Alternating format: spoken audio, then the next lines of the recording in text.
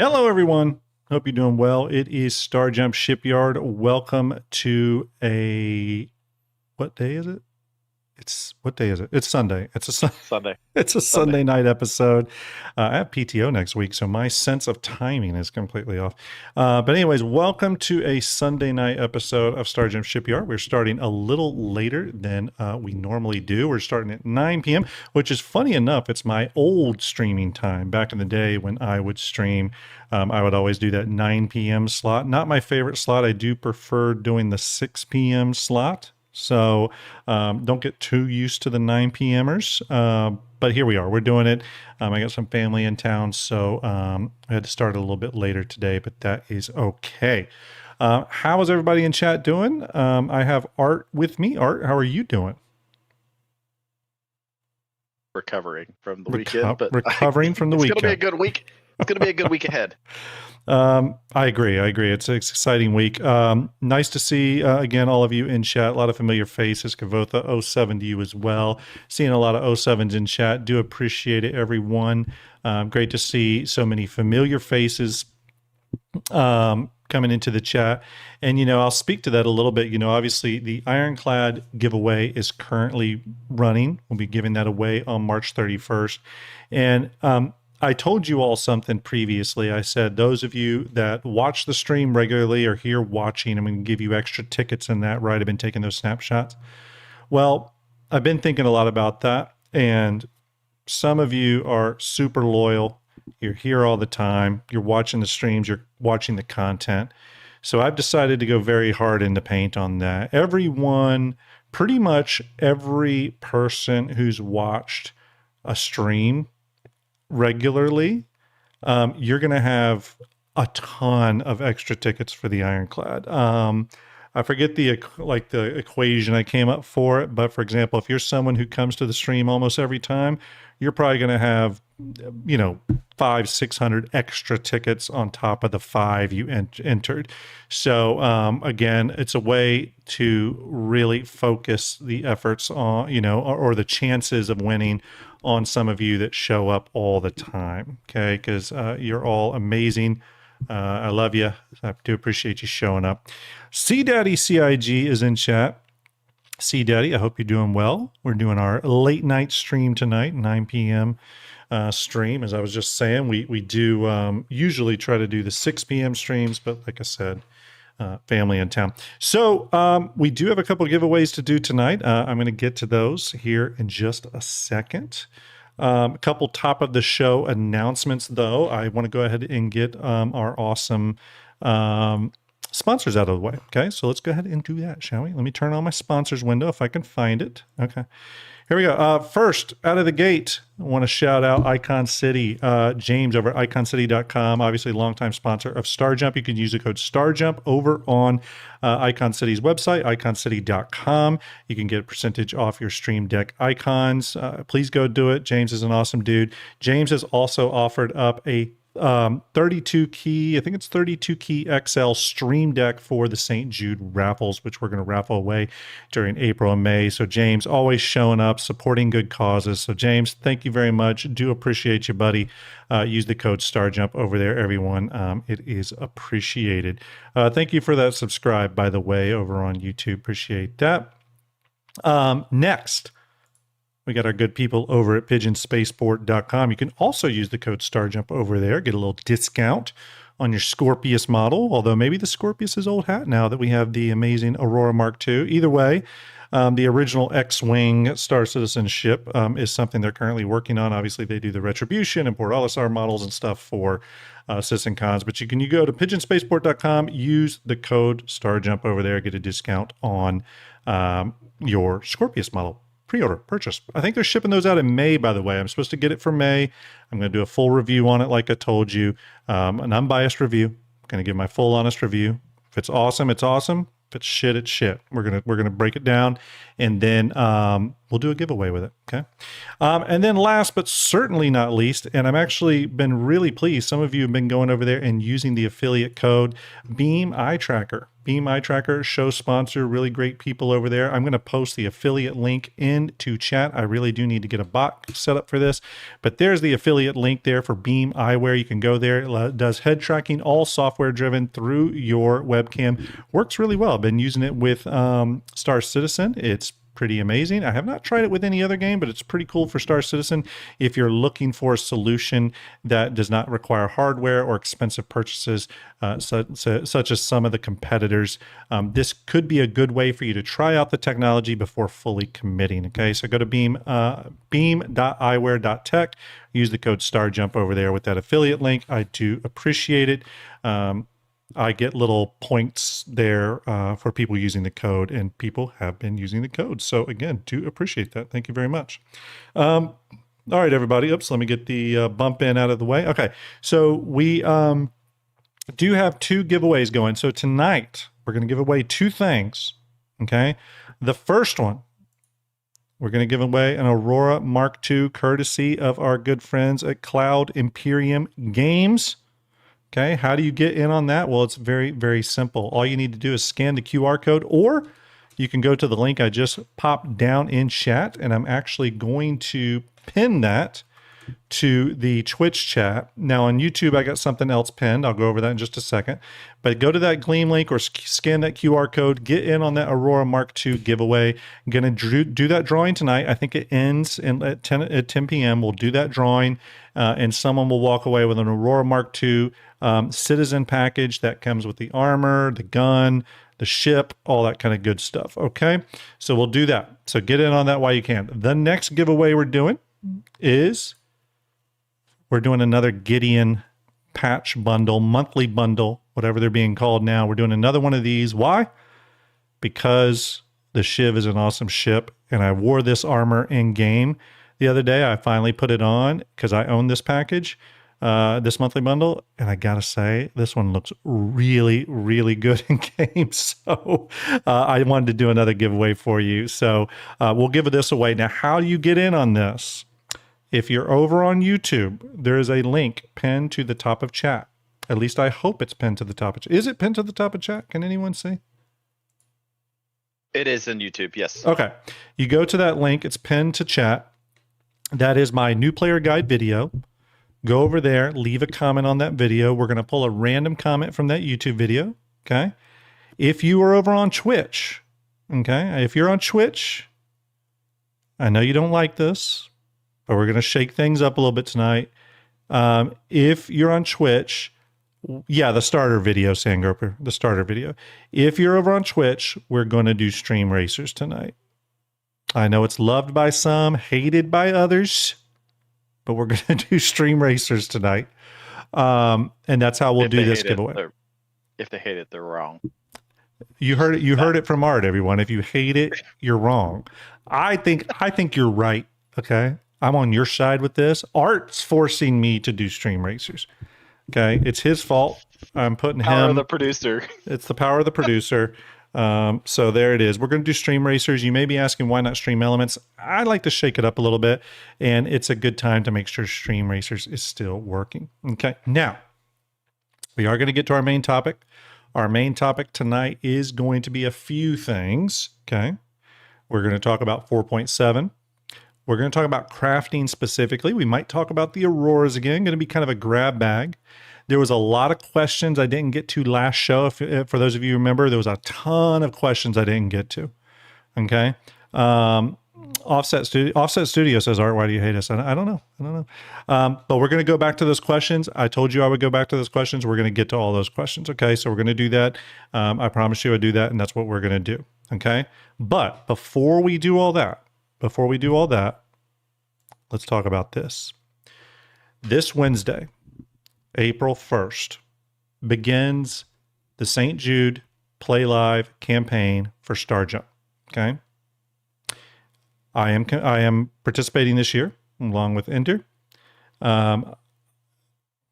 through the generous, I was going to say generous generosity. That works. I'll go with that. Through the generous generosity of our good buddy GearCon. Gear, are you in chat? I don't know if GearCon's in chat. GearCon, if you're in chat, I'm calling you out, buddy. GearCon has pulled a large selection of ships aside for my channel, ships for Ender's channel. We have other giveaways too, but we're going to be doing this to where pretty much every single week through April, there is a major raffle drawing. Okay. Now, the cool thing, little different from last year, you may remember that a raffle would be started. You had like a week to draw on it, and then it would be drawn, or a week to donate to it. Then it would be drawn. Then we'd start the next one. Not this year.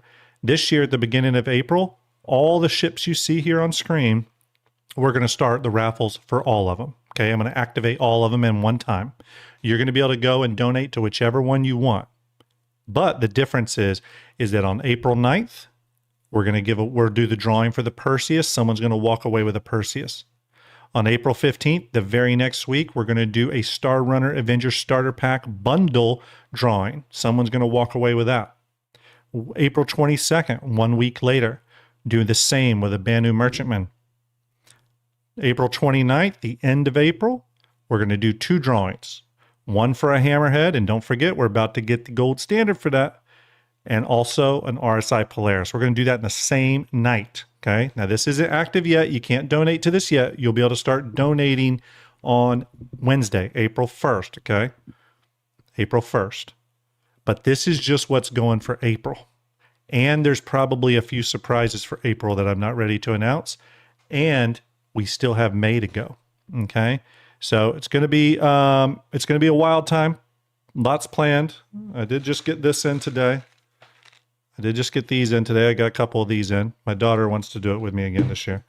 But yeah, starting April 1st, starting Wednesday, we'll kick it into high gear with our initial stream. Okay, this will be the first lot that I do drawings for. Again, one more time, all the drawings will start on the same day. They'll just, that way you can just pick and choose what you want to donate to. And then we'll draw them on the draw dates. Okay. So that will cover us for April. All right. It's going to be exciting. I'm excited. Going to raise some money for some sick kids and their families through St. Jude. I'll have all the St. Jude verbiage. I know Ender's going to get all that ready and all that kind of good stuff like he does. So don't worry about that.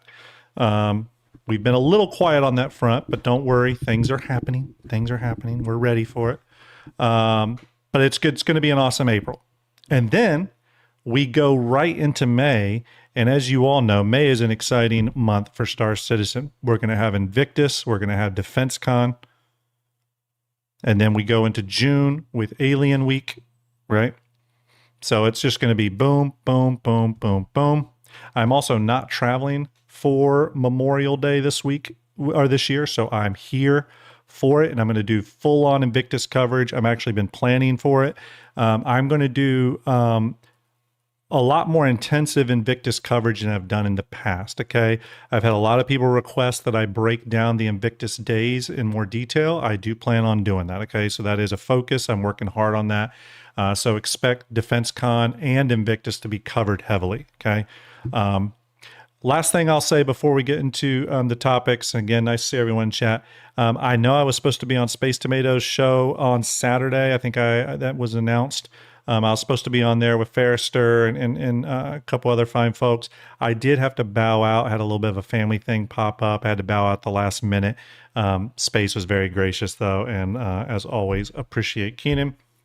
So, okay. All right. Yes, C Daddy, don't worry. I'm going to be covering it like crazy. We're going to have a lot of guests. It's going to be fun. Definitely want to get Dusty back on as a guest. He's great to talk about ships with and all that kind of good stuff. Okay. Oh, okay. Are we ready to finally talk about what we're supposed to be talking about tonight?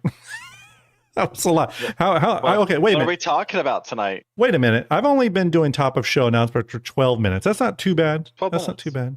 I had someone on YouTube complain that I did like 30 minutes of top of show announcements one time. That was 12 minutes.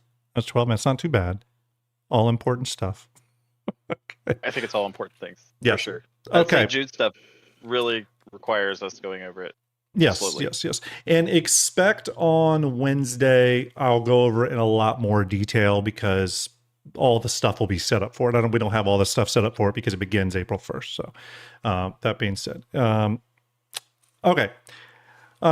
First off, thanks everyone for showing up. We have a great crowd tonight. 123 over on Twitch. No raids and 123. That's amazing. We hit our follower goal last stream, so I do appreciate that. And then over on YouTube, 99 watching. I'm going to round it up to 100 because why not? YouTube crowd showing up tonight. Again, this is not the usual time I stream at 9 p.m. at night. That's my old streaming time. So it's nice to see you all showing up tonight. What are we talking about? We're going to talk about 4.7. We're going to talk about crafting. We're going to talk a little bit about the Auroras. We are also going to Hype Man Grim. Thank you, Bluesy. We're also going to talk about we're going to go back to the Q&As. So the bot is running. Big shout out to Sir Piggles. Thank you for getting the question bot going. I do appreciate you, bud. The bot is running. If you have a question, just put it in brackets. Okay. The bot will pick it up. We are going to go back though and hit a bunch of other questions. Tonight's going to be a lot of Q&A. Okay. A lot of Q&A. I do know a lot of people are asking for tickets. Sorry, we're going to do stream racers. Sorry. Okay. It's just the way it's going to be. Sorry. I gotta switch it up a little bit sometimes to keep it interesting. Okay. Let's go ahead and get into it, everybody. Obviously, Alpha 4.7 has been released. Big patch comes with the big Rock Breaker event. Are they still calling it Rock Breaker? I know the patch is called Welcome to the Rock, but I can't remember if the event's called Rock Breaker or not. Either way, you're breaking rocks, okay? This is what we saw during CitizenCon last year. CIG previewed this. I was really excited for this event when they showed it. It was actually one of the standouts from the CitizenCon presentation. Sandgroper says they're calling it Ball Breaker. It sounds right. Either way, I was very excited for it. Very industrial themed event. I have not started it in game yet. I have not started it I didn't start it on Evo, so it's still kind of a surprise for me. I know my boys over at on Enemy Contact are probably going to run it. They've been very gracious with me, and I'm sure they'll let me sidecar with them as they plow through that event. Obviously, great org, great group of people. VG, shout out, whoever else is from Enemy Contact watching. But I do want to do the event. Very, very excited for it. VG says they've been running it. I've been a little slow getting back to Star Citizen because my knee has been making it hard for me to sit at the computer for very long. It's been part of the problem. But I did jump in chat the other day, VG, and had a nice chat with everybody. But anyways, the Rock Breaker event is going on. Very, very cool. We watched the trailer last show. A lot of new environmental stuff. I've heard great things from this, so I am excited about this. Of course, with 4.7, the Aurora Mark II released. Maybe there's some of you out there that are wondering when Fleet Viewer is going to be updated. When are we going to get the Moth and the Hermes and the Aurora and all that stuff? They're coming very, very soon. I was told just days away. It's what I was told. But either way, VMXEO's in chat. Everyone give an 07 to VMXEO. He worked hard over the last day or two and was able to get the Aurora Mark II exported for Fleet Viewer. It does look amazing. So everyone give VM an 07. And then Starlet, I don't think she's watching, but make sure you give Starlet an 07. She's working hard too, getting things integrated. Always a lot of work. I was actually going to see if I could pull it up real quick. One second. Where is it at? VM, if you're watching, I think he did a hell of a job on the textures here. They look really good. Where's it at? I can't find it. Oh yeah. Let me show it off here. The Aurora Mark II, looking good, looking sexy. That's a cool paint job too. I haven't pulled that one up in game yet, but yeah, it is being worked on, everyone. We know we're behind. We know we're behind on updating the live things, some missing ships and stuff. Again, there's been sort of one thing after another in the personal lives, but it is something we are working on. Okay. So with that though, in addition to the Aurora Mark II, we had crafting come on board. We're going to talk a lot about crafting tonight. The CIG released this crafting gameplay guide, which I do want to go over. I have not read it yet. We had the improved inventory. So anyone who hasn't been in game in a while, make sure you go in and check the new inventory. It is really, really nice. There's a few things I do hope they adjust. Namely with when you do click on an item, I do wish it would like highlight the slot a little brighter to where it stands out. There is still a little bit of like contrast issues going on, but in terms of the actual inventory windows, I'm very happy with them. It's a lot snappier, a lot cleaner. I think CIG did a great job on it. It stands to reason there's going to be some improvements, as they continue to refine it, but I think they have a really good inventory base here. Definitely feels like something that you would see kind of in a finished game. So really exciting to see. And then, as always, there are the Warbond CCUs being offered in the L-22 Alpha Wolf, the Prospector, and the Valkyrie, of course, as well as a host of ships and vehicles on offer. So that being said, Art, have you been playing a lot of 4.7? Have you played any 4.7? I have not touched it yet. Get off the stream. Never come back. That okay. Yeah, see yourself out. Corner now. Yeah. Am I? People are excited for this one. People are excited for this patch for sure. I've been hearing a lot of chatter, and now Art just got added to Evo. So for 4.8, you'll be able to start getting that Evo work in, and we'll be able to chat about it when the NDA allows us to chat. Can't show anything, but we can chat about Evo stuff, which will be fun. I'm going to send all my bug reports to C Daddy directly. Of course, yeah. C Daddy is ready and willing to receive them all. All right, everybody. We are going to talk crafting tonight. Obviously, that is one of the big topics of 4.7, and I think probably the most important thing about the patch. I was a little surprised that it dropped in 4.7, but really happy that it did. But again, that's probably the big showstopper for patch 4.7, not in terms of what it is, but in terms of what it signals and the future. Okay, so that's a big deal for crafting. Okay, so we're going to get into that. By the way, question on the subject of crafting and chat. I'm watching chat right now, just so you know. I got a window up that shows all of chat. Chat, let me know. For some of us who did the Alliance Aid event, if you got through all phases of the Alliance of Aid event, you got a crafting machine awarded to you, an Alliance Aid crafting machine. Well, it's a crafting machine with an Alliance Aid skin on it. The awesome people over at Enemy Contact pushed me through the Alliance Aid event and got me my crafting machine, but I have one in my inventory. Does everyone get one, or is it just the people who did the Alliance Aid event? Let me know. And yes, anybody from Enemy Contact who helped me, definitely give yourselves an 07. You kicked ass. I do appreciate it. I'm hearing yes. None of us got one. VG's. None of you got one. I have one in my inventory. Interesting. Danger has 3. Bingo has none. Rabbit got 1. I'm not sure what the delineation there is. Yeah, the Alliance Aid skin is supposed to be for 4.8 for sure. What about you, Art? Did you do the Alliance Aid event? Did you get to phase 3? Yeah. You did? Yep. Did you get it through it? Okay. Did you check your inventory to see if you got the I have not loaded in yet. I was waiting people this weekend. So this week I'm getting on. Bluesy says only if you got the streamer card. I thought I had a streamer card. It turns out I don't. So no, I don't think I got any special love.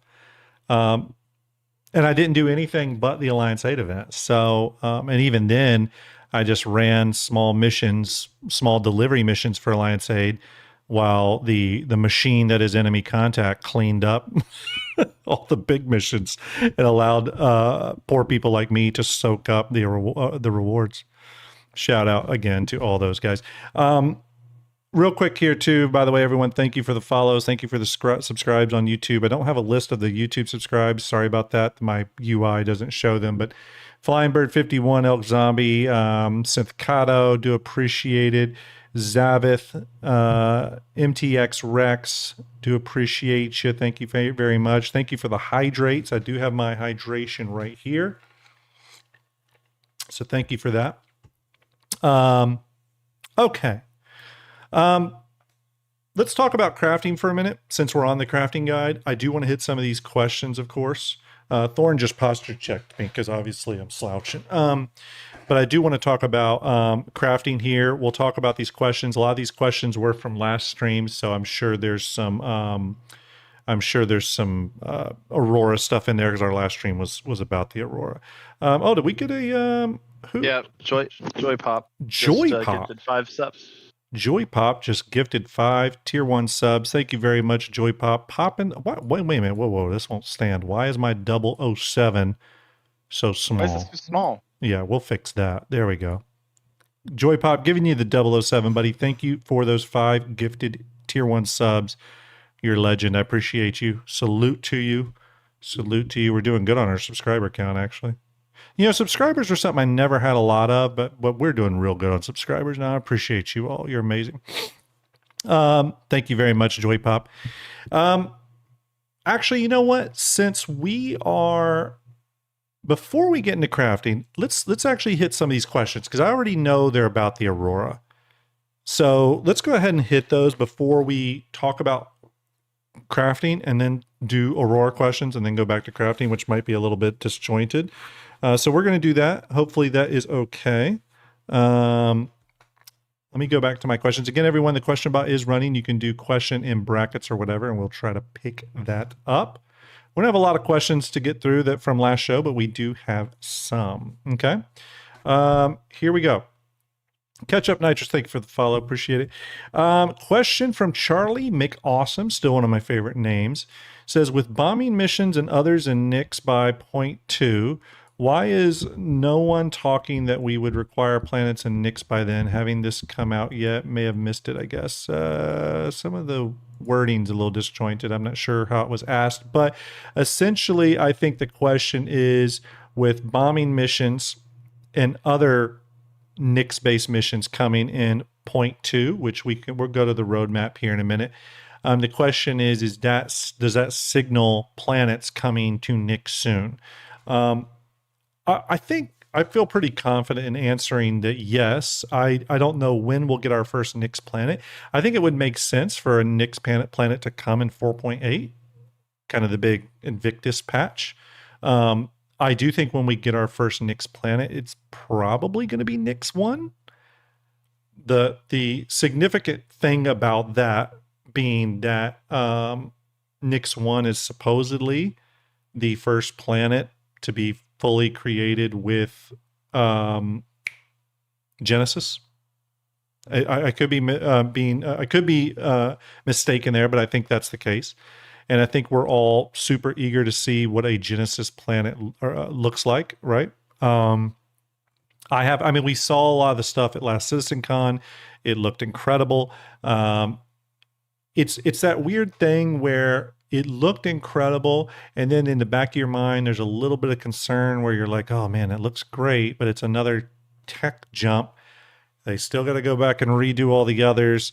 But I have a lot of faith in CIG that they've been developing the tools and stuff to help do those planet conversions into Genesis through a more streamlined pipeline. But these Nyx planets, from everything we've gathered, these Nyx planets are like full-on Genesis from scratch planets. And it'll be really interesting to see what that brings to us in terms of fidelity, graphics, lighting, textures. One of the most exciting things that I am looking forward to for Genesis planets, though, like the number one thing, and Art, I don't know if you have anything specific you're excited about when it comes to Genesis, but the number one thing I'm excited about is that when you're in orbit and look at the planet, what you see is what is actually there. So if you see a landmass from orbit, you can fly down to it versus what we have now where you may see something that looks like a forested area from orbit, but you fly down there and that's not what it is because the two textures are different. So that was one of the things they talked about, and I'm really excited about that. So Art, anything you're looking forward to with the Genesis planets? I'm just ready for the environment to make sense. So it's not just a copy paste. Yeah. Kind of strung out across the planet, rocks everywhere, trees everywhere, settlements kind of sporadic here and there. I I'm ready for what they said about how they're going to divide it up. Makes sense. Yeah. So that those that are, our miners and stuff like that can go out and with reasonable certainty find what they're looking for versus just kind of driving around mindlessly. Plus, I could just drive my vehicle around without hitting a rock every 2 seconds. Yeah. Would be nice as well.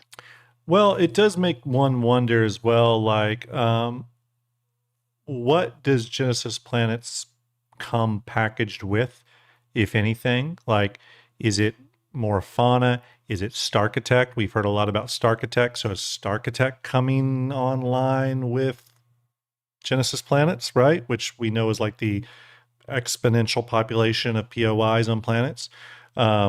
More advanced weather systems, like I said, flora, fauna, all that stuff. We don't know, right? We don't know, but it'll be interesting to see what that's like. We do know, I'm pretty sure Nyx has a gas giant in the system. And that's another thing. Like, is a Genesis gas planet different than the way they've done them so far? I'm interested to see that. So again, a lot to be excited for there.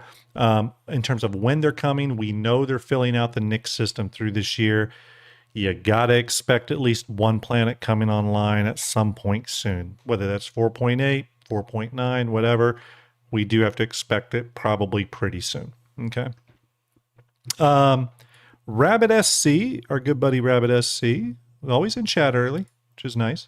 Rabbit SC says, let me swing over here, stand by. Okay, 1 second. I lost it. Okay, there it is. Just a minute, everyone. I lost it. Yes, and I saw that art. Rabbit SC says, what other modules would you like to see for this Mark II? Personally, I'm hoping for a racing and bigger open cargo module like the Golem Ox. This is a great question. I know we had a lot of Aurora questions, and I did want to circle back to those. For me, I think I would like to see 2 modules in particular. And then, Art, I'd like to hear your thoughts on it, or if you have any thoughts on it. And chat, make sure you chime in what modules you'd like to see.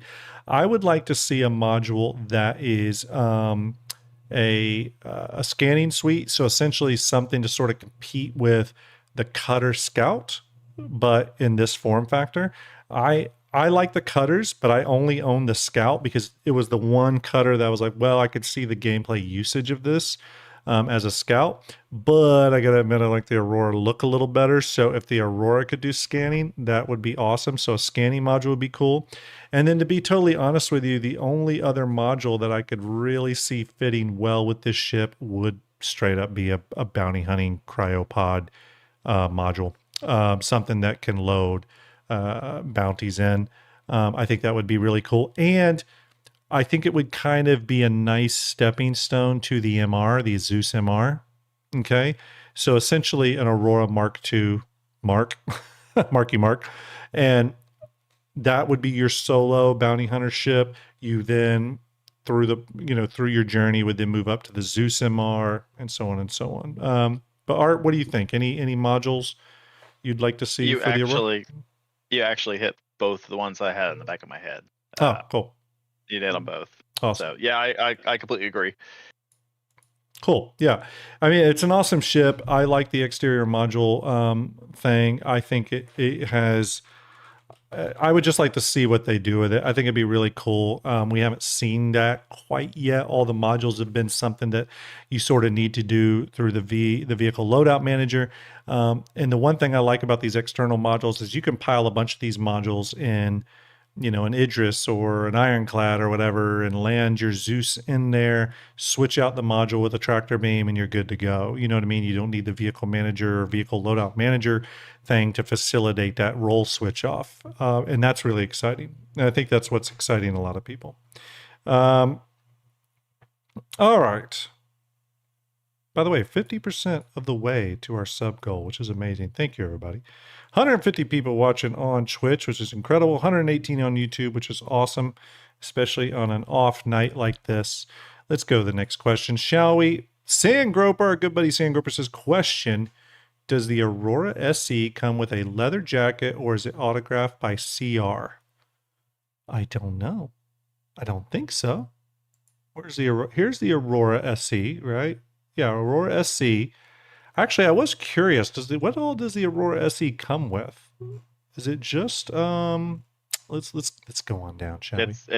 It's everything. It's everything. Okay. It's a combination of all of the other Auroras. Right. In terms of feature sets, but in terms of Right. extras for the buy, it's probably not. really just the ship and LTI. It's honestly it's a solid LTI token, to be quite honest with you. But I don't think there's like a package that comes with anything special. No, I think he was joking, but I was just looking for real to see if there was anything there. By the way, everyone, I did pick up one of these to do as a giveaway sometime soon, so stay tuned for that. Next question. Let's see here. Seotenin. Sorry, I always say that wrong. Seotenin, longtime watcher. Thank you for being here. Says, question, any reason why we can't upgrade an Aurora Mark 1 into the Aurora Mark 1 SE Special Edition? That's a good question. Can you not? I didn't know you couldn't. If you can't, it does seem a little bit like a misstep. It could be cost, right? So let's go on down. The SC war bond is 50, crosses is 60. Well, yeah, one would think you could.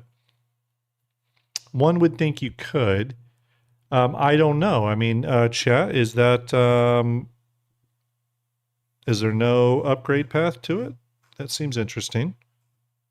Maybe not, though. Again, this is a ship being sunsetted. Maybe they didn't want to do that. Maybe it was purposeful. Maybe it was not. Sergeant Perry says you can CCU to it. VG says, follow up. I did get a fabricator. I guess I missed it. Yeah. Yeah, I don't know. I don't know why some of those decisions are made. But again, some people are saying you can upgrade from the Mark 1 to an SE. So there you go. You can upgrade to it. Hopefully that answers your question. Ruger Blood Moon says, how long before the Carrack is upgraded for the fabrication room? Specifically, I think you're talking about the sort of maintenance room on the Carrack, which has what has always been assumed to be a fabricator 3D printer sort of thing in there. I think CIG has confirmed that it is one. I think just when they turn on ship-based fabricators, another ship that has one is the Drake Clipper. I'm pretty sure I read that the Drake Clipper fabricator is not functionable yet. Again, I know some people were a little salty about that. Again, I'll be honest with you.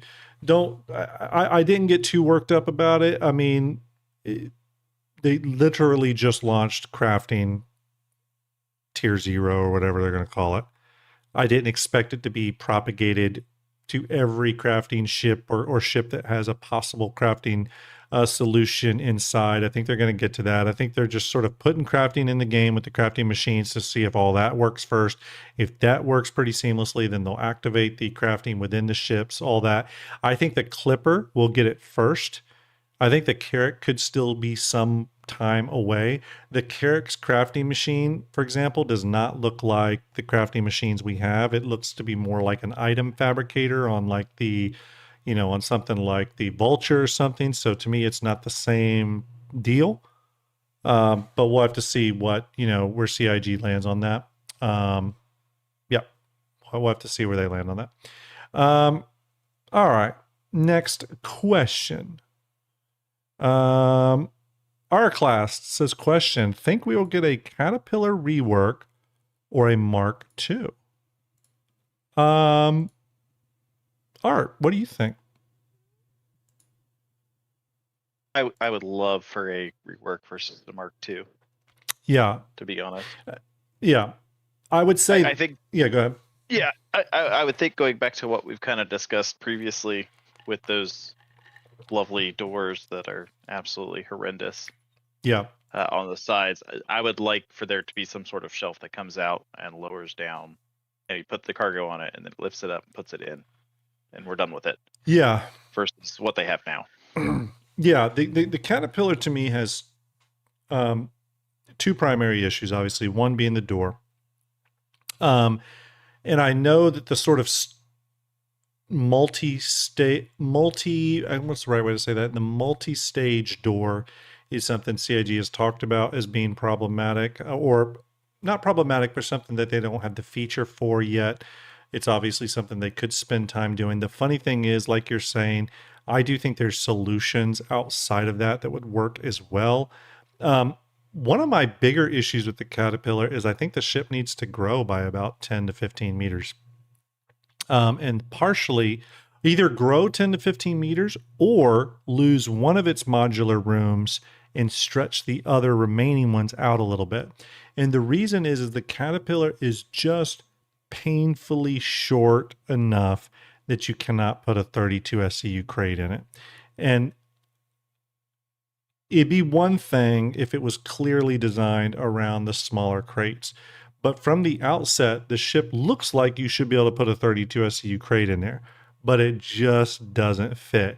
And it's so close that I do think the that needs to be reworked a little bit to where it either clearly carries it or clearly doesn't.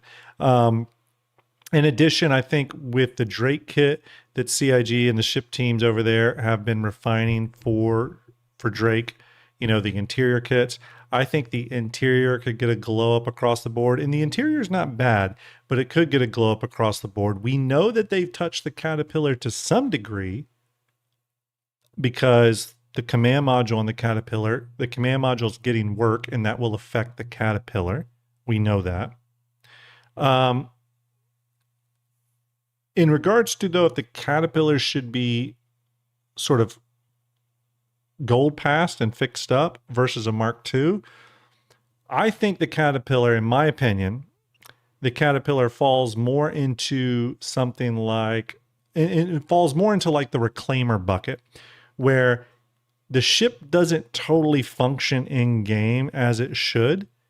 And CIG did say when it came to Mark IIs that the Mark I's do need to function in game as they're supposed to, and then the Mark IIs are just introduced essentially as a new ship, right? They're not meant to replace a broken ship. They do need to fix that broken ship because it was sold. And the Caterpillar does have some broken elements that need to be fixed. So regardless of whether they come out with a Mark II, they are going to have to get the Mark I or the original Caterpillar up to standard. And the difference between the Mark II or a Mark II Caterpillar versus any of these other ships they're doing is that the Caterpillar still has a lot of unanswered and unaddressed promises. Okay. It's not like a ship that's kind of one and done. It's been out and it just has sort of gotten old in terms of its design. It's a ship that was sold as a certain thing, and that certain thing has still not come to fruition.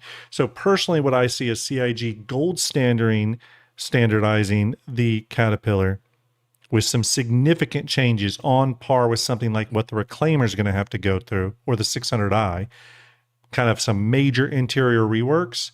And then that, because they're doing that pass, it's almost as good as a Mark II. And for those of you that say, well, the Mark II means more money, so they're going to do the Mark II. Well, not always. I mean, we see right now with the Hammerhead that the Hammerhead is getting this gold standard pass. And from what we can tell, and I'm speculating here a little bit, I don't want to white knight it too much, but it feels like the Hammerhead's getting a bigger glow up than just a gold standard pass. Like, oh, we've added light switches and some component access and some engineering terminals. At least from the outside, it feels like the Hammerhead's getting a little bit more attention than that. Okay. So we'll see. I don't think CIG has totally given up on the idea of, again, getting some of these old ships up to their promised state, is all I'm saying. Okay. And I think the Caterpillar clearly falls into that area. Mufasa says, how's the knee rehab going? It's going well. Went to my first physical therapy appointment. Went really well. All right. Northern Tech Hermit says, question, crafting module for the Aurora coming soon. I don't know what you think about this, Art, or anyone in chat. I don't think so, though. And the reason I don't think we're getting a crafting module for the Aurora is because I feel like I feel like that's starting to impede on this sort of generalist ship archetype that CIG's come up with the Clipper and soon to be the Auxilla. It seems like if they were to come out with a crafting module for this, I don't know, it starts to really get hard to recommend any other starter ship than the Aurora Mark II. And again, it's not that CIG hasn't done that sometimes where they've come out with a ship that just clearly is the one you should be recommending to people. But I do think if we get an Aurora Mark II with a crafting module, it's really just starting to get to that place where any person coming to the game, you just need to get an Aurora Mark II. You know, forget all the other starters. So it seems a bit OP for the starter ship to get that level of flexibility, cargo, crafting, combat. You know what I mean? It just starts to add up. So, what do you think, Art? Crafting module for the Aurora or no? No. And it's to go again exactly with what you're saying. There are so many different starter ships out there. Yeah. That if they wanted to kind of funnel everybody into one, they'd have done it by now. Yeah. And I think, it doesn't make sense for how they've always said they want us to play, how we want to play with what we want to do and all these ships and stuff. So I agree with you. I don't see that's going to be a thing, because at that point, what's the point of having an Avenger Titan? What's the point of having, when we're just going to make a module? Why don't we just add an EMP module and get rid of the, sure, Warlock or whatever, insert ship here. Yeah. Yeah, I can see that. I can see that. I mean, yeah, it'll be interesting to see. I don't know where they're going to go with it. We'll have to see. I mean, one thing I will add on to it is that I do hope that they don't pause with the modules. I do think I hope we see another module soon. I think that would be really cool. You just popped something up, Art. This here. Yeah, that was for the Caterpillar Rabbit, brought it to my attention. Yeah, the funny thing is this is not a new idea. I've done this idea before, and I'm wondering if I have an image of it. Does anyone remember back in the day when I did literally this ship that I have up on here? Does anyone remember that? I'm trying to see if I have the image.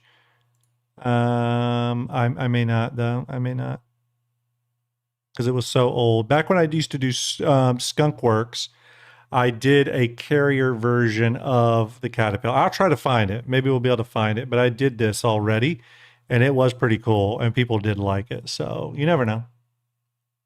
Here's what I will say, though. I think with the Caterpillar, it's going to be really difficult to again, CIG needs to adjust the Caterpillar, because it's going to be really hard recommending the Caterpillar when the Ironclad exists. Really, really difficult. Yeah. You know what I mean? And I think CIG's got to deal with that on several ships, but the Caterpillar's a big offender, Sorry, go ahead, Art. And that goes back to, can we make the Caterpillar better with better modules? Yes.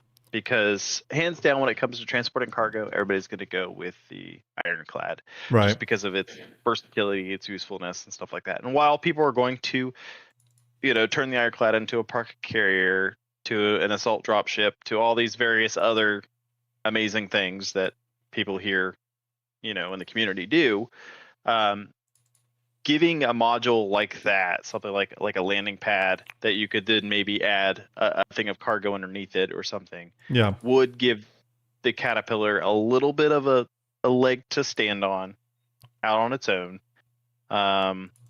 Maybe as like a mining support ship or something like that, where you could put, a prospector or something, even, Ox or something like that. Put something on it, a golem. That's the one I was looking for in my head. But by putting that on there, maybe people would be more interested in getting the Caterpillar again. Yeah, I mean, again, you go back to its original concept, the modular ship. If that ship became modular and CIG put out modules for it, again, the dialogue changes. You know what I mean? We'll have to see. But I do think the Caterpillar is on par for a reclaimer-sized pass. Like, there's a lot that needs to be reworked there. John Cruz talked about the reclaimer in the past, even recently. I forget what it was. Maybe it was in the All Ships Q&A. I forget. But he addressed it a little bit where the reclaimer, it is an important ship, but it really is going to require almost a complete rework from the interior. Very similar to the 600i. Okay. And in terms of when that priority is going to hit, we don't know. It'll hit when it hits. You know. Northern Tech Hermit says, question, craft. Oh, nope, I answered that one already. We just answered that one. Let me thumbs up it. Sometimes the questions duplicate on the bot, everyone. Sorry. Zig79 says, do you think we will keep blueprints when 1.0 comes out, or will that be part of the wipe? I think there's going to be some blueprints that are attributed to your account, and then I think there's going to be some blueprints that are just earned in game that will be wiped. That's what I think. The ones that are attributed to your account, I think you're going to, you're going to carry those through like you would anything attributed to your account. So, next question here. Sageness21 says, how do we enter the giveaway? Very, very easy. If you want to get on the Aurora Mark II giveaway, very, very easy. All you got to do is scan that QR code on your screen, or you can go to this amazing link here that'll get set up for you, which is boom, right there, that Gleam.io link. Just go there. There's a number of ways to enter. It might be about to end. I think it does end at 10 minutes. In 10 minutes. So you need to get in on that. We are going to do that drawing. Okay, we're going to do that drawing. That'll be for the Aurora Mark II starter package. If you want to get in on the Gideon monthly bundle, that is also very easy. If you're over on YouTube, all you got to go is to the link pinned to chat. Okay, you go to that pinned link. That'll take you to my new player guide video. Leave a comment there. Okay, say hello, hi, how are you? Whatever you want. It could be a single word. Leave a comment there. I'm going to pull one random comment from the time the stream started. And if you're over on Twitch, the good thing is you don't have to hit exclamation ticket. All you got to do is hang out. We're going to do stream racers here in just a bit, and you will be able to drive your car to victory. Okay, to victory. Catch up, Waka. Do appreciate those follows. Thank you very much. Skyfire, thank you for the follow. Appreciate it. 172 over on Twitch with no raids, everybody. Amazing. 140 on YouTube. You are killing it, people. Killing it. But yeah, we'll do the Gideon monthly bundle is our other giveaway tonight. Okay. And don't forget, for all of you that are here watching, you are getting tickets to the Ironclad giveaway. And if you didn't know there was an Ironclad giveaway going on, there is. And you can go to this Gleam link to get in on that one. I'm giving that away on May 31st, right as Defense Con's hitting. You can get a chance to win the big bad ship, the Ironclad. Go ahead. I mean, they don't have to put it for it. You could I'll just take it. It's cool. Or Art can just take it. And I'll just take Execute jokes because of the way I made this image that's the Diron clad. And that's right. It is the Diron clad. You're going for a better ironclad than what CIG is going to offer you. This is the Diron clad. Okay. So get in on that while you can. Scan the QR code or go to the link that I pasted down there in chat. Another Gleam link. Why do I do Gleam link? You may be wondering. I do it because it's easier for me to get in contact with the winner privately through email. So yeah, get in on that. And then obviously don't forget St. Jude, and we'll go over this again. We have a ton of April raffles going away, and we'll talk more about that. And I've got giveaways all through St. Jude that are not even tied to St. Jude, okay? We got regular CIG giveaways and all that kind of good stuff. It's going to be a fun April and May, okay? All right, back to the questions. You guys had a lot of questions. I hope you all don't mind me just tackling questions for a bit. Hopefully you're good with that. Let's see here. VG, our good buddy VG over Enemy Contact says, can you bring modules up in the freight elevator? Yes, you can. Yes, you can. You can do that. And you can move them with your tractor beam. Put them on any ship. As a matter of fact, if you go to the crafting gameplay guide, which we are going to talk about here in a minute, you scroll down, they actually even show moving the old crafting station in the back of a Hermes. Pretty cool. Pretty cool. I would love to know what field of view CIG is taking these images at. Maybe VM's in chat and he knows. Like what the focal length is. Because things always feel so big and epic here. I don't know. All right, next question. Mr. Blarkin says, does it have orbital optics / lamp? I think he's referring to the Aurora Mark II. Does the Aurora Mark II have lamp? Anyone? Does anyone know? I don't know. I didn't try it. This will be a chat question. No lamp yet. Okay, no lamp yet. And here's the thing. We have heard the explanation for the lamp inconsistency on ships. John Crew talked about CDAD. He just confirmed it's not working right now. John Crew did confirm just recently why this is the case. And let me sidebar on that for a minute because I think there's a discussion here. We won't tangent too long. But when LAMP first came out, I was pretty vocal, like, why did CIG do LAMP on all the small ships, the little single-seat ships, when what we really needed was LAMP for the big ships, because they're the ones that are difficult to land, especially in dark situations, and we need that that visual help to help land those big ships. I really just felt like the priority is missed. John Crew came out. He talked about how some of the canopy glass with animated canopies and fixed canopies and all that worked. He went through all of that. And I can tell you, as someone who does work in CG, his explanation for that made a lot of sense to me. The way certain things are built, especially with moving objects, rigging, and all that kind of stuff, does get very complicated. I don't know how CIG does it with some of these ships. As someone who's worked in film and television visual effects for a long time, it's still amazing to me what they do with these ships. So when I heard the reasoning from John Crew, it did make sense. Now, an argument could be made from some of you, well, why put LAMP out at all if you knew it wasn't going to work for everything? It could have been that they didn't know it was not going to work for everything.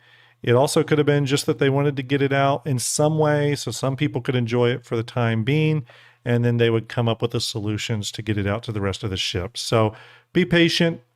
I can confirm that working with geometry mesh and stuff sometimes is a pain in the ass and difficult, and you got to deal with situations like that. James Spinner 7764 says, do you think the paint will stick or will it immediately start peeling off like other recent ships? I'm assuming he's talking about the Aurora. Are you talking about the weathering? We know that weathering happens on these ships, which is one of the really cool features. I did see a picture someone posted just recently.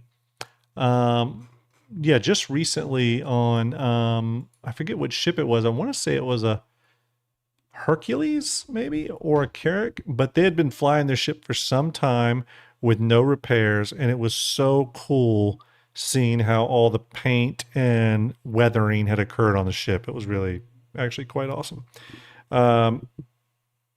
Zeta, Fade Sound, Major Hudson, thank you for the follows. Do appreciate it. We're trucking up that ladder. 204 viewers on Twitch. Unbelievable. 141 on YouTube. Incredible support. Love y'all.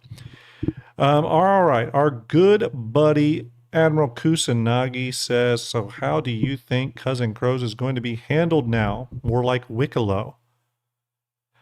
That's a great question. I personally hope that that something cool happens with Cousin Crows. Here's what I actually hope happens with Cousin Crows. I actually hope Cousin Crows becomes a little bit of a faction that we earn rep through.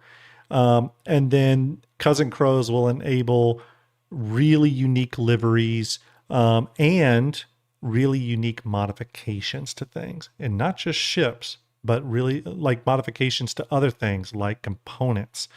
And what would be really cool is if going up the rep ladder with Cousin Crows unlocks certain blueprints that were more like, think like hot rodded blueprints. Like, so maybe it's a blueprint to create a certain power plant component, but it does a slightly juiced version of it, right? Pretty cool. I think that's what would be fun for Cousin Crows. Watcher XP says 2 minutes left on the giveaway. Make sure you get in on that, everyone. Okay, make sure you get in on that Aurora Mark II giveaway. I'm going to leave the QR code up here for a second so you can all give in on that. As a matter of fact, I'm going to open up the Gleam page, so I'm ready.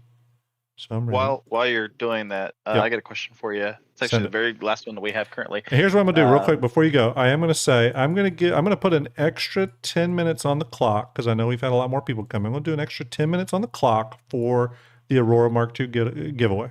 Okay. And I'm gonna leave the QR code up. I'm very generous tonight. Generous. All right. What's your question for me? So XC Doozer says, if the ship is LTI, Yeah. will the modules being used share the LTI status? If the ship is LTI and the modules were part of the package, chat, correct me if I'm wrong. If the modules are part of the package that is LTI, then the modules have LTI. I'm pretty sure. However, a lot of people have pointed out that the modules themselves for the Aurora Mark II were not listed with any sort of insurance applied to them. I don't know if CDaddy CIG has the information to clue us in on that, but my understanding was that, and not to put you on the spot, CDaddy, feel free not to answer that, but my understanding was that if you bought, for example, a ship that has LTI and it came with a module, then the module had LTI too because it's part of that package and thus has that credential, that LTI credential. But to be totally honest, I'm not 100% sure. I'm really not 100% sure on that. It was an interesting question. It was a very interesting question. So it is an interesting question. C-Daddy says for the most part, that is correct. Yeah. So, and I'm sure there's some outliers. And again, I want to stress to everyone, though, my own thoughts on this is that I really wouldn't get over. I was in a chat the other day where people were going back and forth about module insurance and concerns about it and this, that, and the other.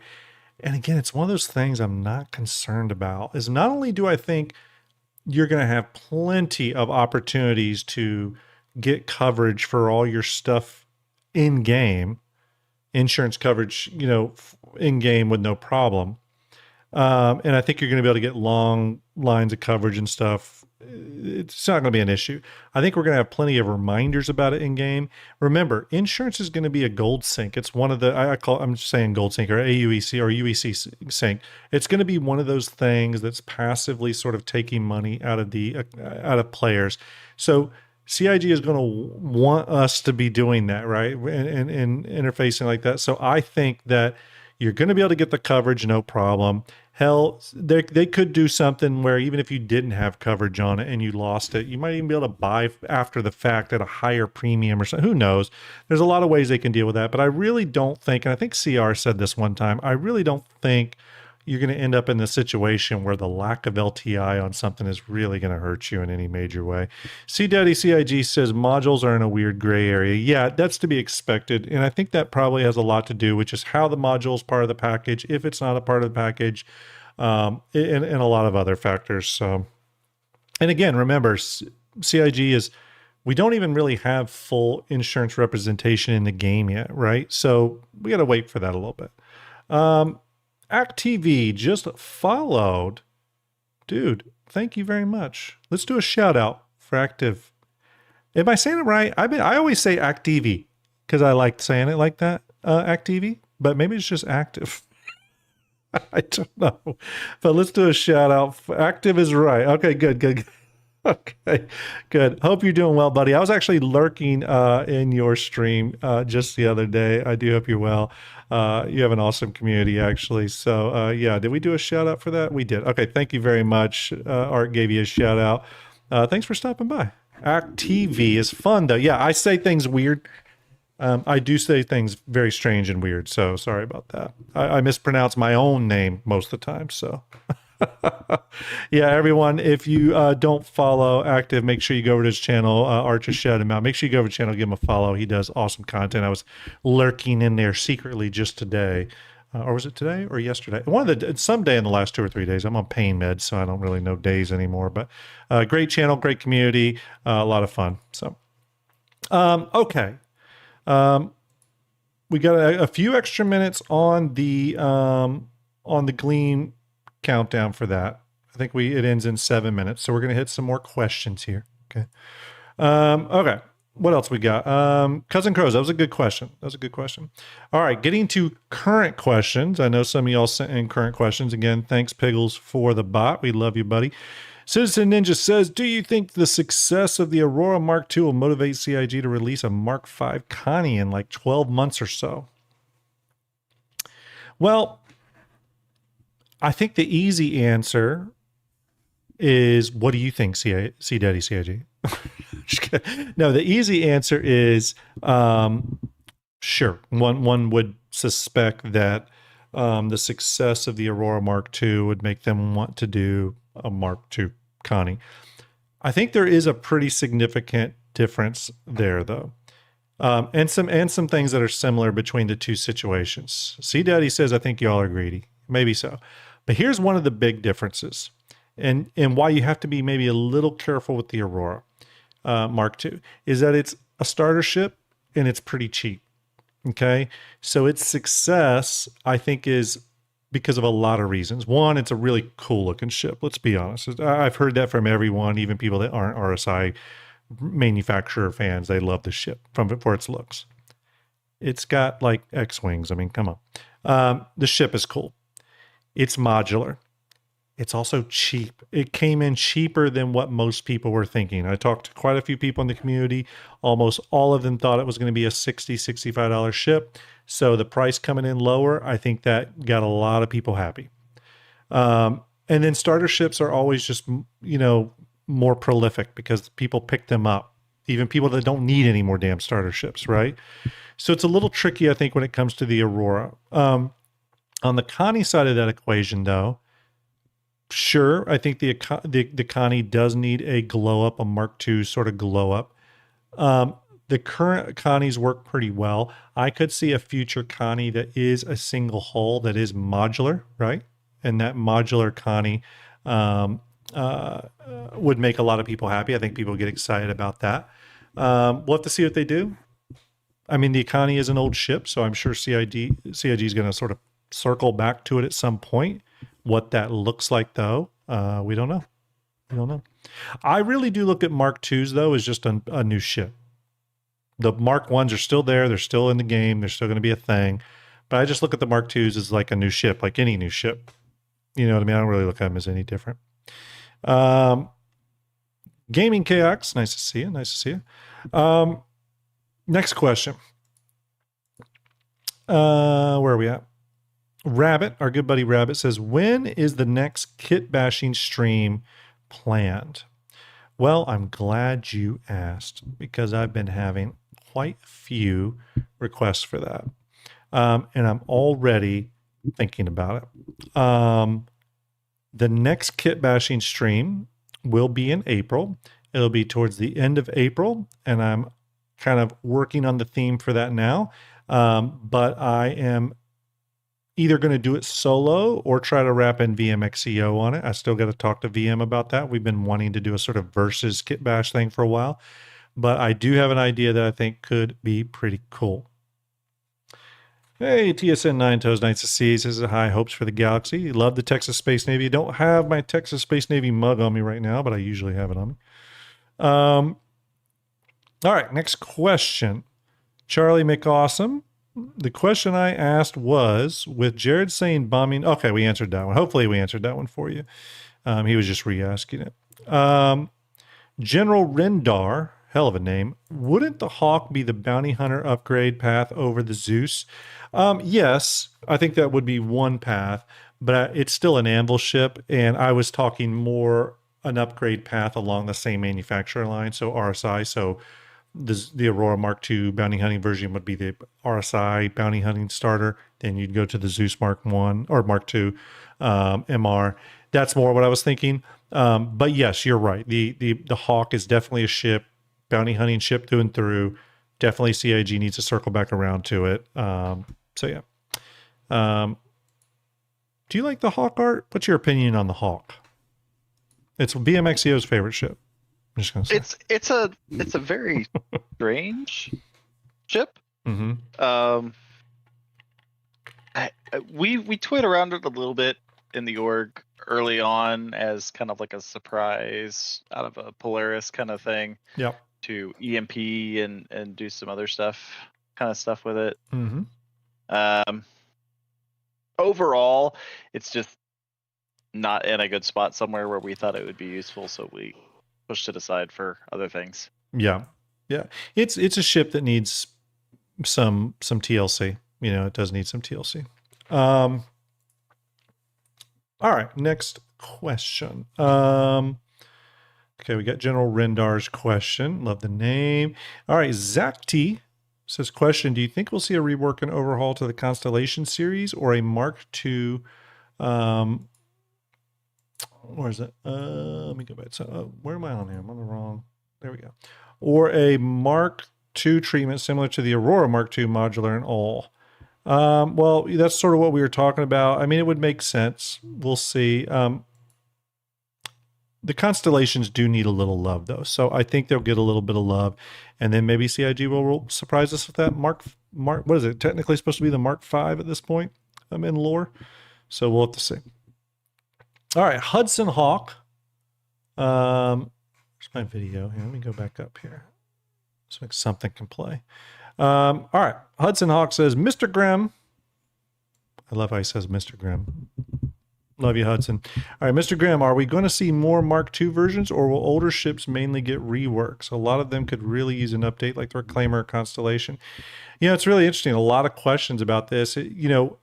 CIAG always does, or typically does, a sort of an Invictus ships talk show during Invictus, and they discuss sort of all things ships. You know, it's a lot of times it's John Crew and Ben Curtis and Mark Gibson and stuff. And I really think they should talk about the variants, or sort of the Gold Pass versus Mark II thing again. They have talked about this in the past, but I think it might be worth them talking again about this subject, because a lot of people are curious about it. They are, wondering sort of how that decision making works. And I do think it's on a ship by ship basis. I don't think CIG can always just say, oh, blank, blank, blank is always getting a Mark II. Blank, blank, blank is always going to stick with what we have and just get updated. I think it is ship by ship sort of thing, but it would be nice for him to sort of readdress that. That being said, I kind of feel like a ship that really could use a Mark II variant is the Mustang series, only because there's a lot of versions of it, and I think they're kind of unnecessary versions. I feel like a Mark II Mustang could be really cool, and I do think CIG is sort of working the consolidated Outland kit a bit, as we know some consolidated ships are in development. We have the Forge, the consolidated Outland Forge, and then obviously the Pioneer, all in development. So maybe that is being worked on, and the Mustang Mark IIs are on the drawing board. Let's see. Toasty3389 says, question, how the bleep do I get this abandoned Cutlass out of my personal hangar? It's a good question.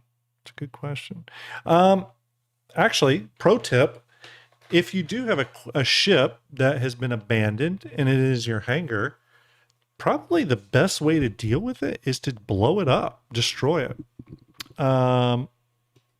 If not that, does sending it down in your hangar get rid of it? Because sometimes sending it down on the hangar elevator will sort of get rid of it.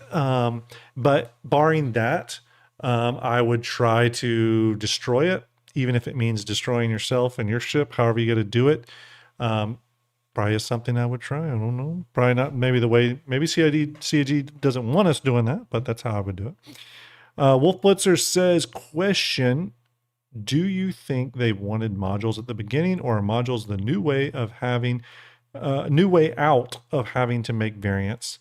I think they wanted modules from the beginning, but there just was tech not in place for modules to be a thing yet. I think if we did have modules at the very beginning, or a functionable system game feature for that, I think we would have seen ships like the Avenger, the original Auroras, the Hornets and stuff. I think we would have saw them go modular.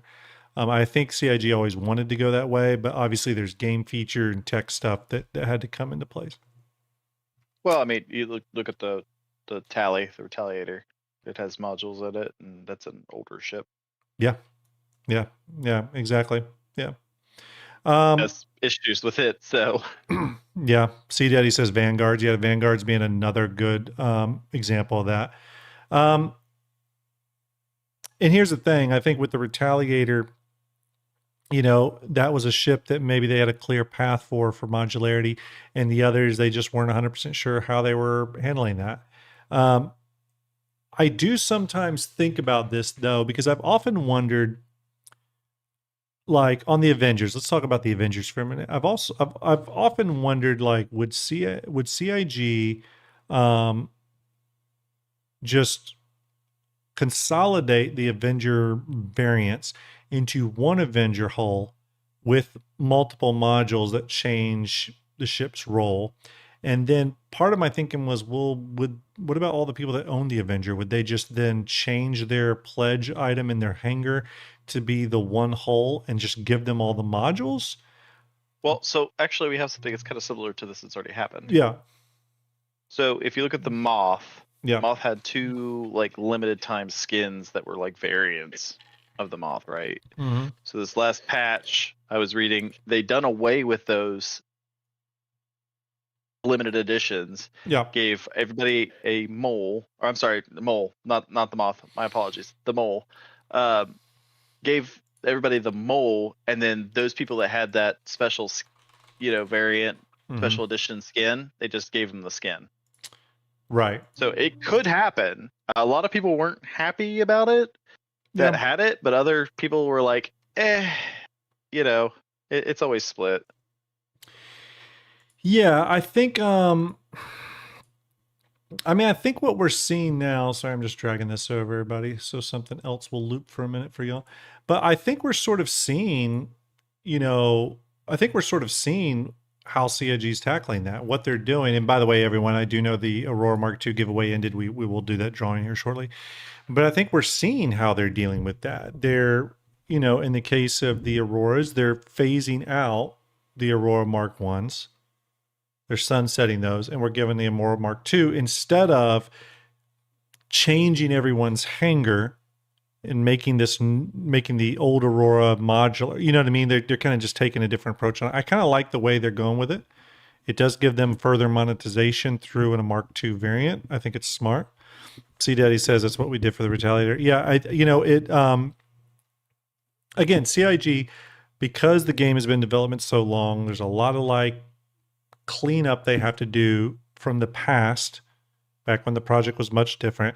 There's a lot of cleanup that has to be done as they proceed forward down, towards 1.0, as their systems, not just in game, but their back end, their hangar management, their, all the stuff on the website, as all that is matured, the game feature, tech, all that kind of stuff, as all that is matured, they've got to sort of figure out new ways and new implementations of doing things. So, we always knew this was going to happen. I mean, again, the game that this was originally is not the game that it's going to be. Things have changed.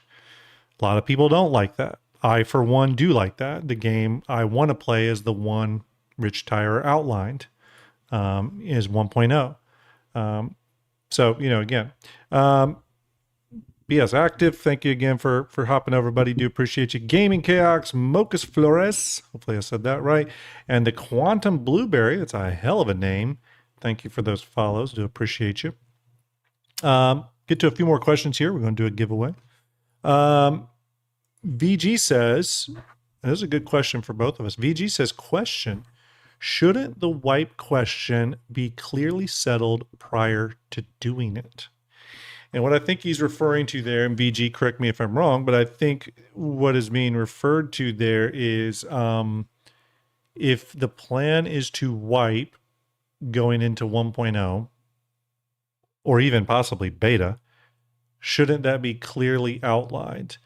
My thoughts on that, I'd love to hear yours, Art, is that I to some degree, I think they have been pretty clear on it. From my understanding, CIG has said that when we get to 1.0, there's going to be a wipe. And if things aren't credited to your account, then they're going to get wiped. If they have been credited to your account, for example, things you've been awarded through events, if they've been credited to your website, RSI website hanger, then you're going to keep them. If they're just in your in-game hanger, you may not.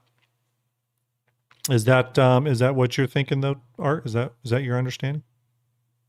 Yeah, that's my understanding as well. Is pretty much anything that we've done in these events that has been credited to our accounts. Yeah, it will be ours to keep. But anything we paid real money for will be ours. yeah. But everything else is going to get wiped because things are going to change a lot over the how 1.0 goes. I mean, look how Wicklow started versus Wicklow now. Yeah. Yeah. And I think they almost have to do that. And the reason is that, let's be honest, a lot of the stuff people have earned in the game, a lot of it's been done legitimately. There's been a lot done illegitimately, but even the stuff done legitimately, some of it has been through systems, missions, events, and stuff that were not mature enough. And it's real. I do think it's really important for when this game hits 1.0. I do think it's very, very important for it to be as fair as possible from day one. Mm-hmm. Hey, there's a Texas Space Navy, Idris.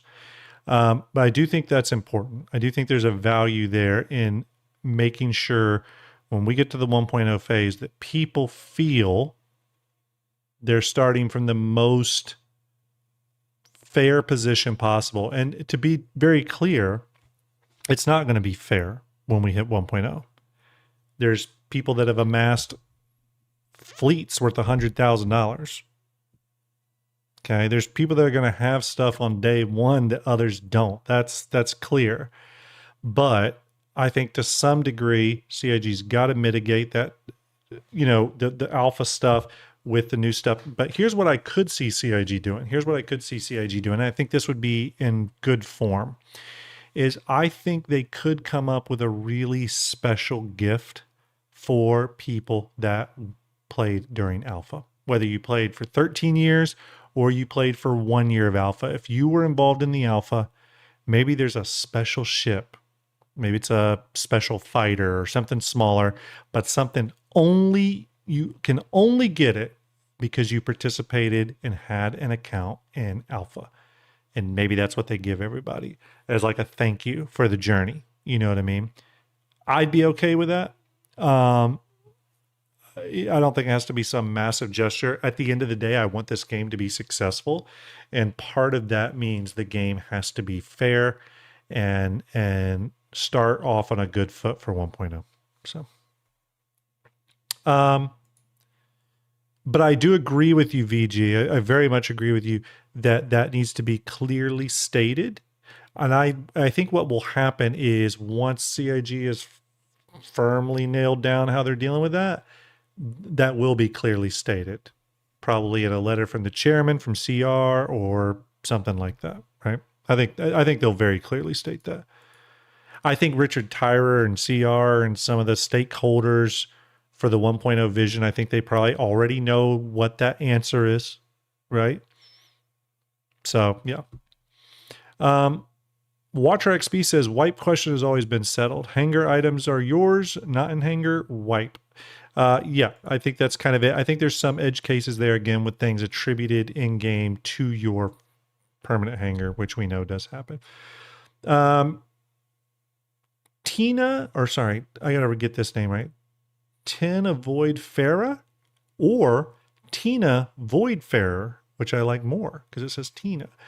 Do you think the Drake Cutter has been shortchanged now compared to what the Aurora Mark II has become, essentially? No, but what I will say is this, is that when I saw the Aurora Mark II, and this is the first thing I thought of, so it's really interesting you asked this question. The first thing I thought of was, man, I wish the cutters were like this. I wish the cutter was a modular platform. But yeah, I don't know. Good question. Art, I don't know if you have opinion, but yeah, I did wonder that with the cutters. I was like, damn, I think they would have made a great modular platform. So, question from Zidozer. If the ship is LTI, will the modules being used share the LTI status? We've talked a little bit about that. It is a little bit of a gray area, right? A little bit of a gray area. And we'll start this over. It's nice to play in the background. A little bit of a gray area. CDaddy CIG has even said there's some weird edge cases there. I think generally, again, the module takes on the ship package insurance status.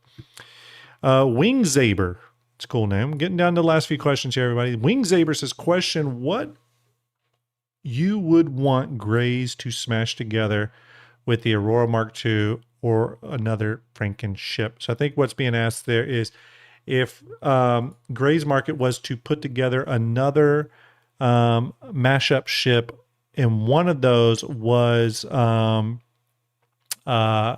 yes, it's Tina, like the girls. Oh, okay, great, Tina, awesome. Good.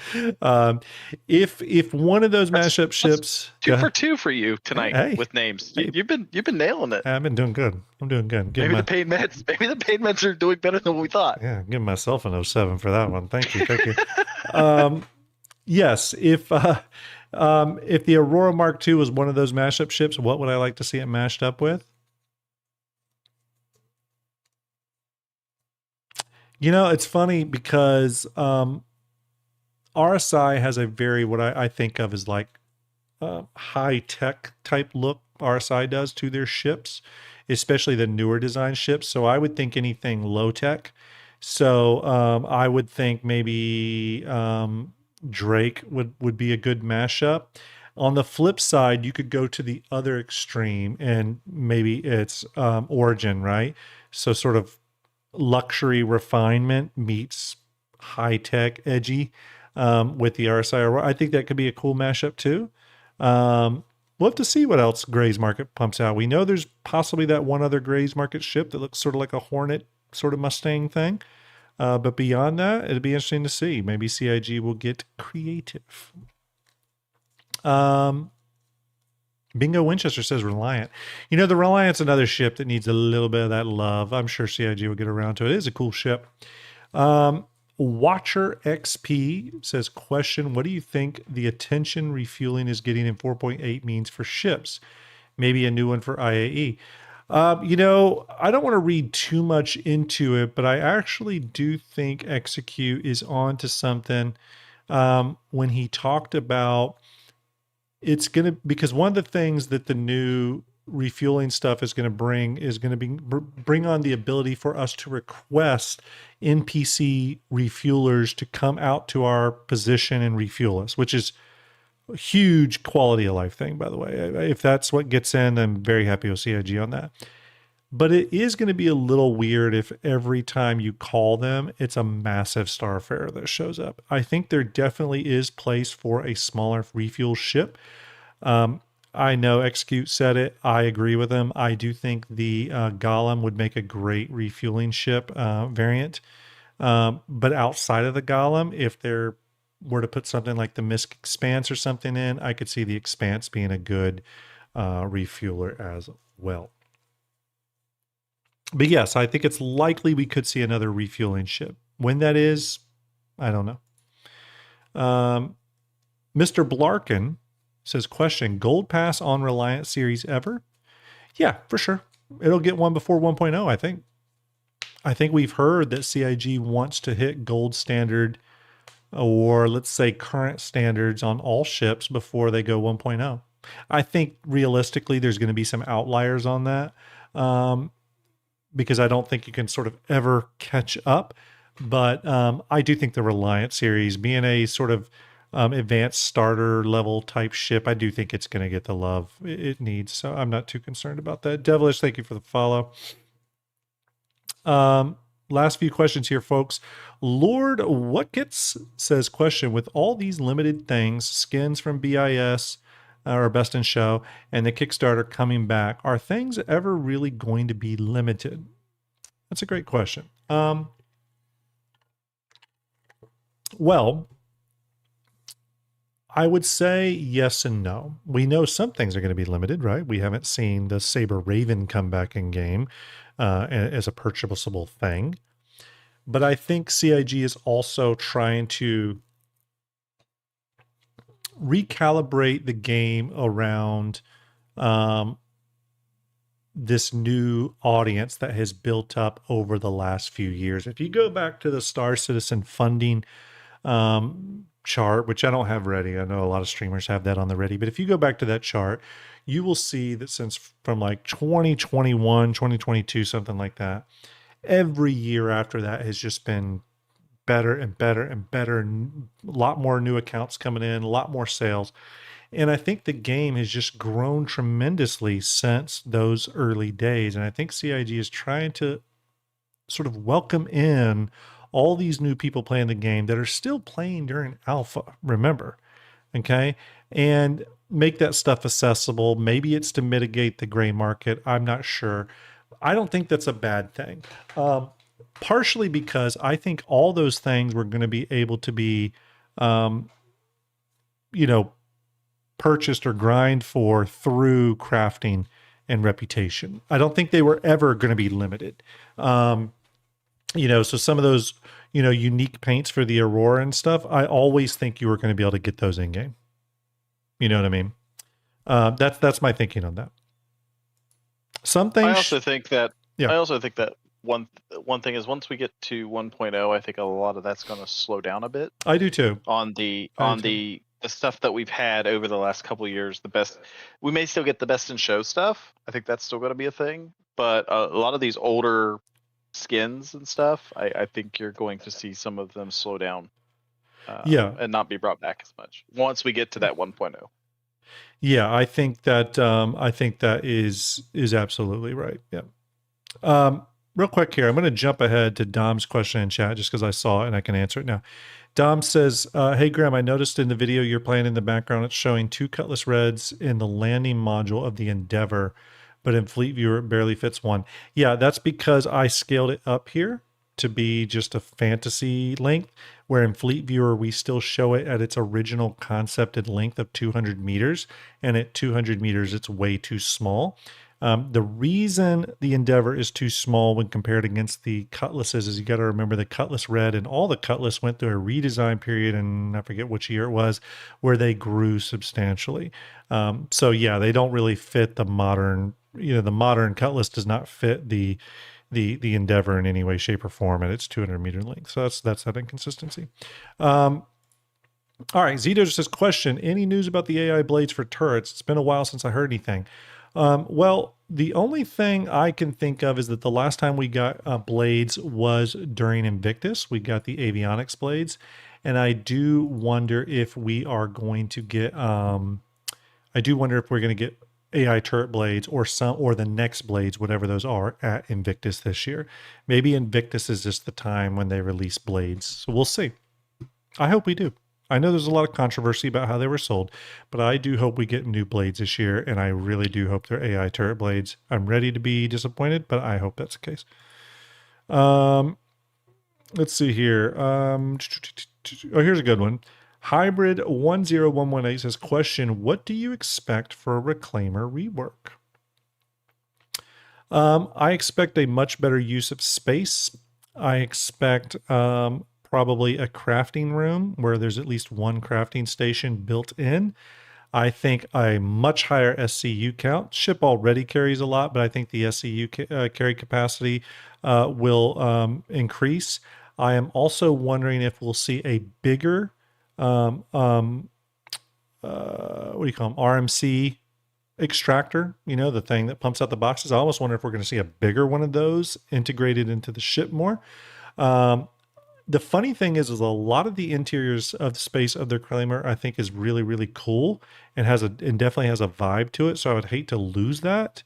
But I do think the Reclaimer is going to, because of those larger changes to some of those areas, it's naturally going to affect other areas of the ship. So yeah, I do see the Reclaimers getting some pretty substantial changes. But I do love the Reclaimer, and I hope it gets addressed soon. I do think out of all the ships, the Reclaimer is one ship that CIG should address sooner rather than later, primarily because the ship is very useful in game now and does deserve that glow up. It is like sort of a capital level industrial ship and the only one we have right now. So I would personally like to see them circle back to the Reclaimer sooner rather than later. I would prefer the Reclaimer rework, for example, before they redo the 600i and stuff like that. Ghost in the Machine Works says it needs a refinery. Absolutely. I think it needs a refinery. Again, it's a capital level ship, and I think CIG should just go ahead and boost it to capital level across the board on components and stuff. Just make it the capital industrial salvager. Okay. There's two more questions. Yeah, two more questions. Z-Dozer says, for the Endeavor, do you think getting more modules is a good idea? For instance, luxury vacation and transport. Think luxury cruises we have in real life. So my answer there is the Endeavor, before they do more modules for the Endeavor, they really need to get the Endeavor reconcept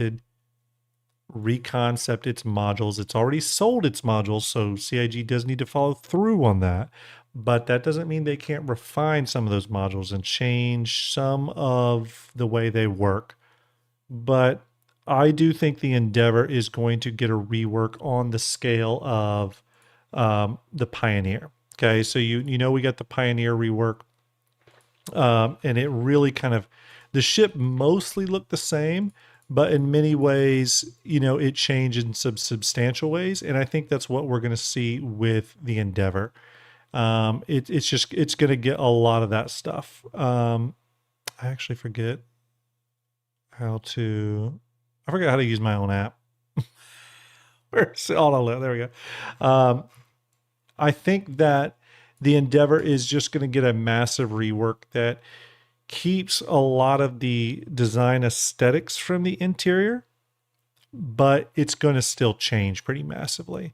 The only thing Endeavor owners can hope for is that the Endeavor rework reconcept will be treated and approached the same way CIG did with the Pioneer, which I still stand on record as being a very successful reconcept. I think players that owned the Pioneer before it was reconcepted, I think after the reconcepting, they are left with a much better ship. I really do think that. Not only in terms of functionality, layout, all that stuff, but there were big issues with the Pioneer before the reconcepting. Obviously, CIG knew that as well. The ship had a massive footprint in the way it unfolded and all that stuff. The way it produced base building elements was super limiting. Obviously, base building has massively changed in scope. This ship has had to massively change as well. I do like that CIG kept a lot of the exterior flavor, look, feel, vibes, aesthetic of all that with the new Pioneer rework. I love that they did that and we're conscious of that. I think the same thing has to happen here with the Endeavor. The good thing is, if you've looked at any of the recent or more recent MISC ships that have been concepted, I'm thinking Odyssey and Expanse, CIG is knocking out of the park with MISC ships, and especially the Odyssey. It looks stunning, and that really shows that CIG is in a good place with MISC design. And I think when those design, when that design direction, those aesthetics are filtered back into the Endeavor for its redesign, I think it's going to be an unbelievable ship. So yeah, if you own an Endeavor, definitely hang on to it. Radium TX, last question, by the way. Radium TX says, with the recent changes to ship armor, the Grey Cat ground vehicle with the PDC on top has become useless as it can't damage anything. Will they fix it, and what do you believe they should do? You know, that's a great question, Radium. I actually talked a lot about the Grey Cat. What's that ship? What's that vehicle called again? Is it the MDC? MDC? No, Yeah, MDC. MTC. MTC? MDC? MTC. Yeah, MTC. Yeah, with the Grey Cat MTC, I was a big fan of it when it went on sale. A lot of people heard me talk about that. I was a big fan of it. And I hadn't thought about how that was affected by the ship armor change. Here's what I'll say that just in short.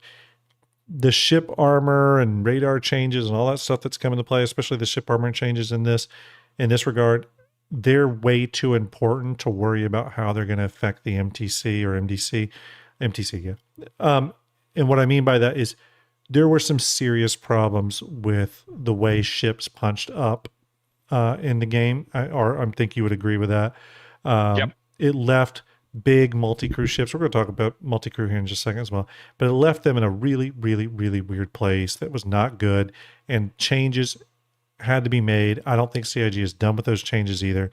I think once CIG has found a good place for ship armor, not only ship armor, but Maelstrom and all that other stuff, I think then they can circle back to the MDC or MTC and say, how do we make this better and more effective? Well, I mean, a little bit of a hot take, and I completely agree with what Sergeant Perry says. These are designed to stop ordnance. They're not designed to shoot down aircraft. That's a good point. That's a good point. It's. I hope that what they do is, if you want something that is going to go to that stage, is we'll have another ship that has a bigger turret on it. Yeah. For that purpose. Thank you for the posture check, folks. Black Pro and Falcon Games, I do appreciate you. But those are definitely supposed to keep, from, if you're running, what is it? Wow, I've totally lost. I'm at Hathor, and you're aligning and mining, and that hole always gets bombed. Yeah. You put those down, they're supposed to prioritize the bombs over striking aircraft. Mm-hmm. So they're supposed to keep those from hitting where they need to hit. So they do need to work on that. They do need to work on targeting effectively, but that's where they belong. They don't belong hitting aircraft themselves. And I would hope that we'd get a bigger weapon set to handle actual stuff. Yeah, I'd agree with that. I mean, and again, I think that vehicle is still really going to shine too once we have bases and stuff like that. Essentially, though, Art is exactly right. It is a PDC turret mounted on a vehicle. So technically, it's doing what it should be doing what a PDC turret is designed to do, taking out ordnance. So, how effective that's going to be remains to be seen, but that's the goal here with this ship or this vehicle. So, who's ready for a giveaway? Are we ready for a giveaway, Art? I mean, I've been waiting on you. I can't nudge you any harder. You've been waiting on me. Okay. I guess it's all my fault now. Okay. Falling asleep over here. All right, everybody. We have 2 giveaways tonight. The first is our Aurora Mark II giveaway, courtesy of Cloud Imperium Games. The people that make the game. Big thanks to them. Big shout out to Ulf over there as well. Ulf hooks it up, man, every time. I tell you, love Ulf and the entire team over there. But we're doing the Mark II giveaway that was on Gleam. I'm going to go ahead and draw that winner. As you all know, before I do that, I like to give this little, disclaimer. I do not do any, favoritism on the CIG giveaways. Everyone has equal chance. You have the Gleam link. There's the ways to enter. So everyone technically has an equal chance for that. Now, my giveaways, like the Ironclad, there's ways to earn extra love there, right?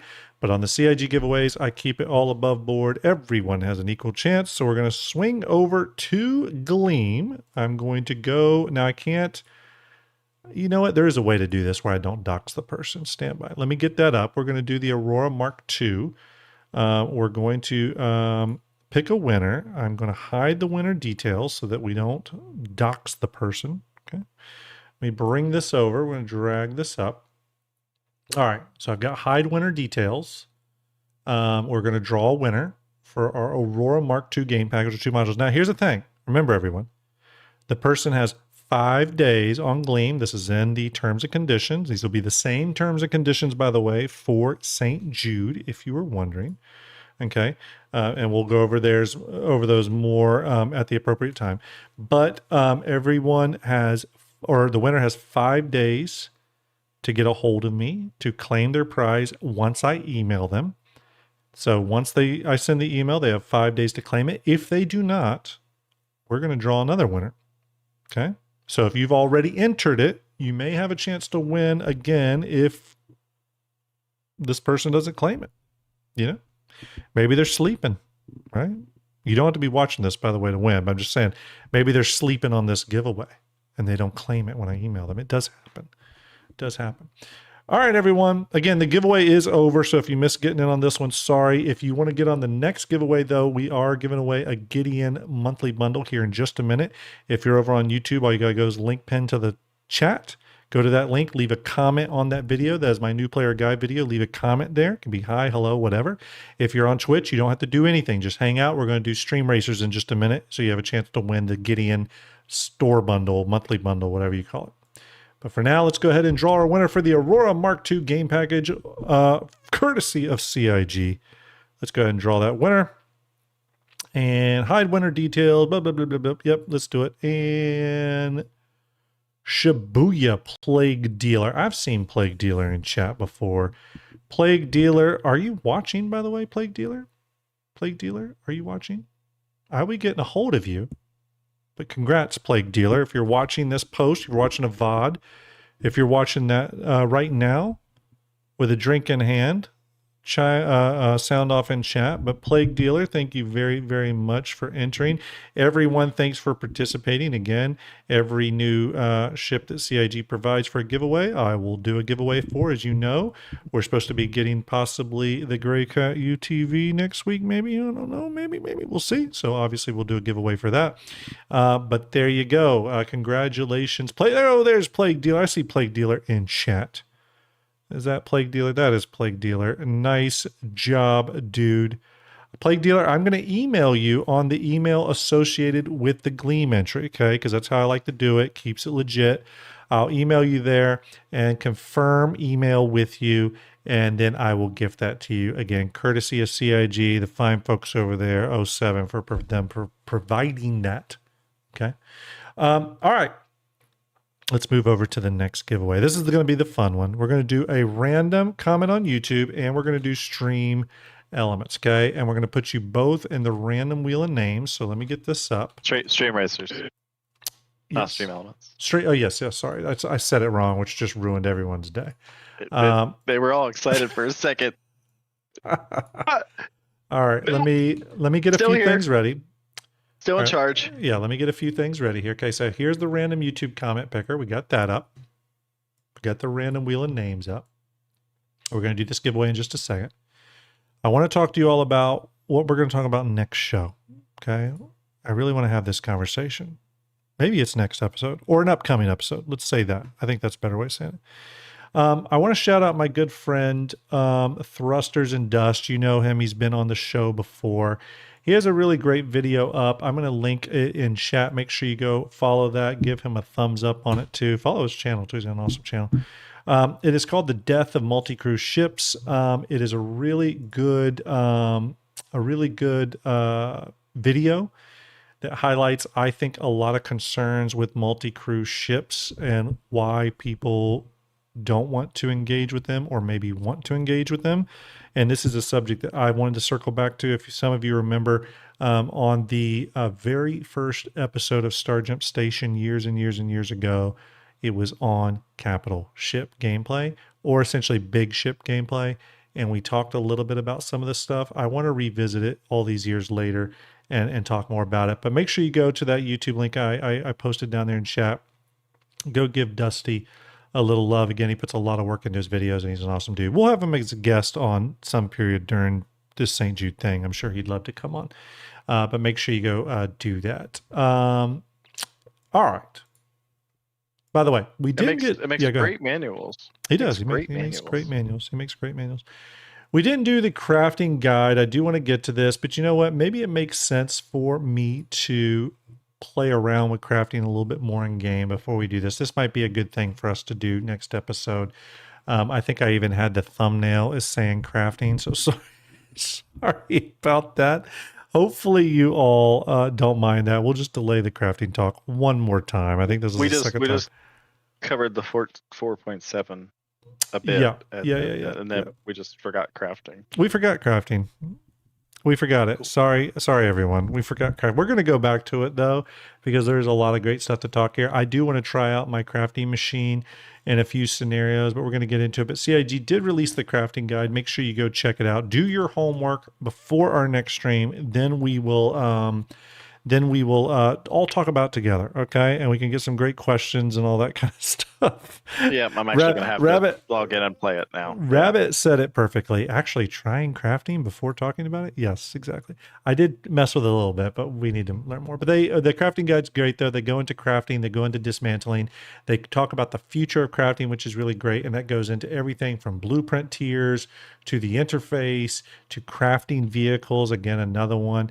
To the collection of resources through salvage and mining and all kinds of stuff. They go into refining. Again, a lot of stuff here. I do want to give that the proper attention. So this may give us a really good subject for next stream. Okay. Next stream being our St. Jude stream, our St. Jude kickoff stream, and crafting might be a great topic for that episode. Okay. Luckily, I have an amazing community, and you all are really patient with me when I say, oh, we're going to do X, Y, Z, and I end up doing something completely different. So I guarantee you, though, I will have a couple of comments in YouTube that say, by the way, he did not cover crafting, even though I'm sorry. Zavanth right here literally just said he crafted a bait in order to switch it. I did. It was total bait and switch. What does it call that? What is it called? I forget. It's not called something. It's called something. I forget what it's called. Either way, yeah, I messed up. Sorry, everyone. Clickbait. Yes, there it is. Clickbait. Yes, it was a bit clickbait. I am sorry, everyone. My bad. I messed up. I messed up bad. Okay, let me bring up here. Let me go back to, I'm going to go to Grim Full Face for a minute here. Then we're going to bring up, I got to get the right window up. Hold up, everybody. Got to get the right window up. Let me get a new game going.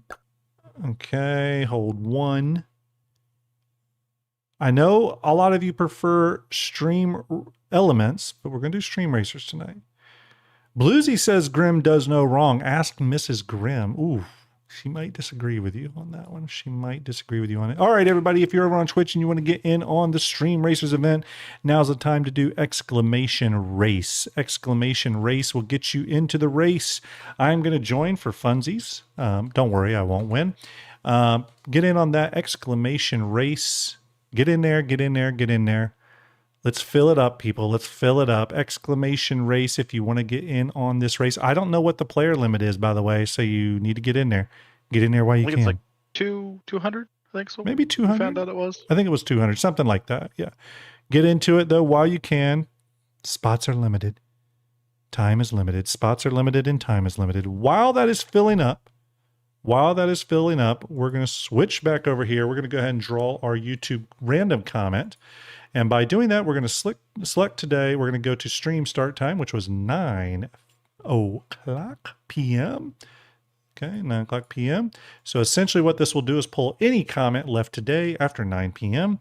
On the new player guide video. We're going to pull a random comment now. Good luck.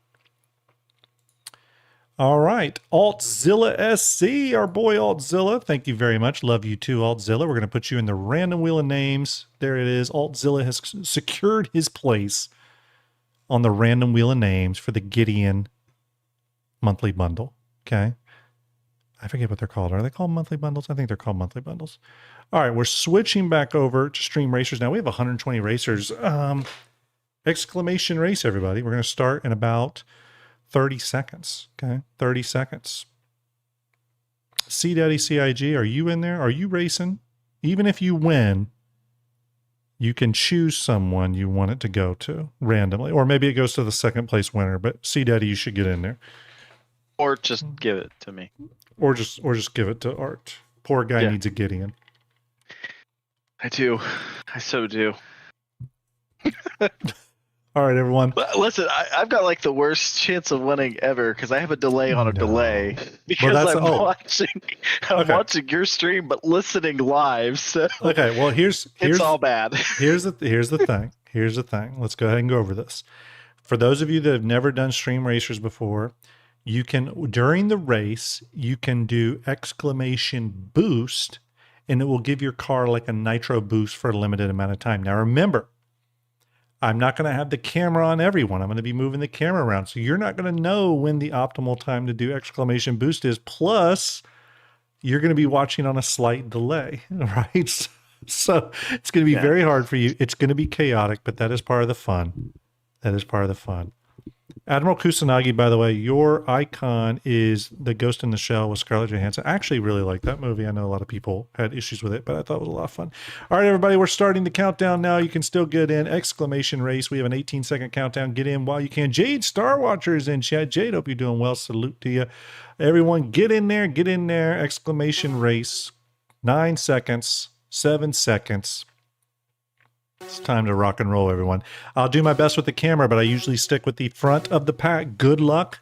This is always random and kind of crazy. Here we go. Oh, we got a full field. Up, and they're off. They're off. That is, what is that? I don't even know what that is. Tiny Cars was just rolled. I don't know. Up, now they're all tiny. Oh, Rabbit 07 was in the lead. I got to get the camera going here, everyone. Up. Oh, man, Rabbit 07 is in the lead. Some cars went off and into the river. Oh, how embarrassing. How embarrassing. Oh, Devil Dot Games stuck in the river down below. Old Guy Doom as well. Let's go circle around here. Rabbit 07, our boy Rabbit, who's first in chat today, currently in the lead. Lions Kool-Aid in second. Citizen Ninja on the third place position. There's Rabbit 07 coming around for the last really tight U-turn and dip, holding a solid first place. Oh, we had a couple people hit the boost and fly right off the track. Grumpy Mando now in the third place position. Oh no, Rabbit 07 got stuck on the turn. Lions Kool-Aid hitting a few cones. We're sticking with the front of the pack here because it is getting a little crazy. Oh, Lions Kool-Aid just spun out as he hit first place. Let's see the pack come by here. We get a nice little... There goes Rabbit. 90s. Here comes some cars. Coming down the pipe. This is getting serious, everyone. Whoa, watch that camera. There we go. Oh, the lead has changed. It's now 90s leading Rabbit 07. Rabbit, what are you going to do? We're about to hit the ramp. We're going to stick with the last here. Sergeant Perry in third. Oh my gosh, is 90s going to land is he going to, oh my gosh, what a heartbreak. He landed outside the track. Rabbit 07 reclaiming that lead. Eagle 0013 in a firm second place with, who's coming up? A Truther in third place. Our good old boy Truther. All right, let's go down to the finish line. Let's get the camera in position. Rabbit 07. It looks like it's Rabbit's show. Rabbit is in first place, everyone. He didn't go through the hoop, but he's still first. Rabbit is still first. We're going to let everyone come across the finish line. Try to find your car as you come across for the next 56 seconds. Amazing work, Rabbit. You know, Rabbit was, he's always one of the first people in the YouTube chat. He shows up early, sometimes a day or two early, and I always appreciate that. He'll put a little message in YouTube chat, sometimes hours early, sometimes days early. He'll say, can't wait, whatever, 2 hours remaining, whatever. He'll say something. I always appreciate it. I always like seeing Rabbit's comments. So nice job, Rabbit 07. Some more people coming across the finish line. Danger, Hobo, HP Junkie, Medic Citizen, Christian coming across finally, Paglamia. There we go. How many people do we still have coming? Oh, still some people at the very bottom. Oh, poor Wolf Blitzer at the very, very tail end. Macton on Linux, finally getting over the finish line. Kill our tank as well. All right, there we go, everyone. There is your leaderboard, Rabbit07. So what we're going to do now is we are going to switch back over here, and we're going to add Rabbit07 to the list. Congratulations on that with Altzilla. We're going to duplicate your names quite a few times. Let me go ahead and close Stream Racers real quick before I spin the wheel. Okay, there we go. Okay, everyone, going to take this and we're going to populate it one more time. So real quick here, let me explain how this works. Okay, if Altzilla, yeah. Hold on a second. So, yep, I see it. What's up? So, Rabbit won the last pack. So Rabbit said it should go to the second place person because they already have it. Who is the second place person? We got to backtrack in chat. Eagle? Is Eagle 0013? Can we confirm that? Sergeant Perry says, okay, everyone's saying Eagle. Okay, Eagle. All right, yeah, sure, we'll do that. Look at Rabbit. He's so nice. All right, Eagle. Legend. Eagle 0013. Going to the stop, rewind the tapes. Okay. All right, there we go, everyone. Problem solved. Okay, there we go. And that, again, once again, why Rabbit is an awesome dude. Passing on the good luck to another. Okay, here's how this is going to work. Noble Knight says, classy Rabbit. I agree. All right, everyone, here's how it's going to work. Altzilla, if you win, because you're on YouTube, you're going to need to contact me on Discord, okay? Sorry about that, but that's the only way to do it. You need to contact me on Discord, StarJump_Graham, okay? So I can confirm and set you up. Eagle 0013, if you win, you can either contact me on Discord or you can whisper me on Twitch, okay? And I'll get you set up. Real quick thing, though, is I probably won't send this one out until tomorrow, okay? So keep that in mind. There might be a slight delay on when I send this out, but it will go out, okay? So we're going to roll here in 5, 4, 3, 2, and 1. Good luck, everyone.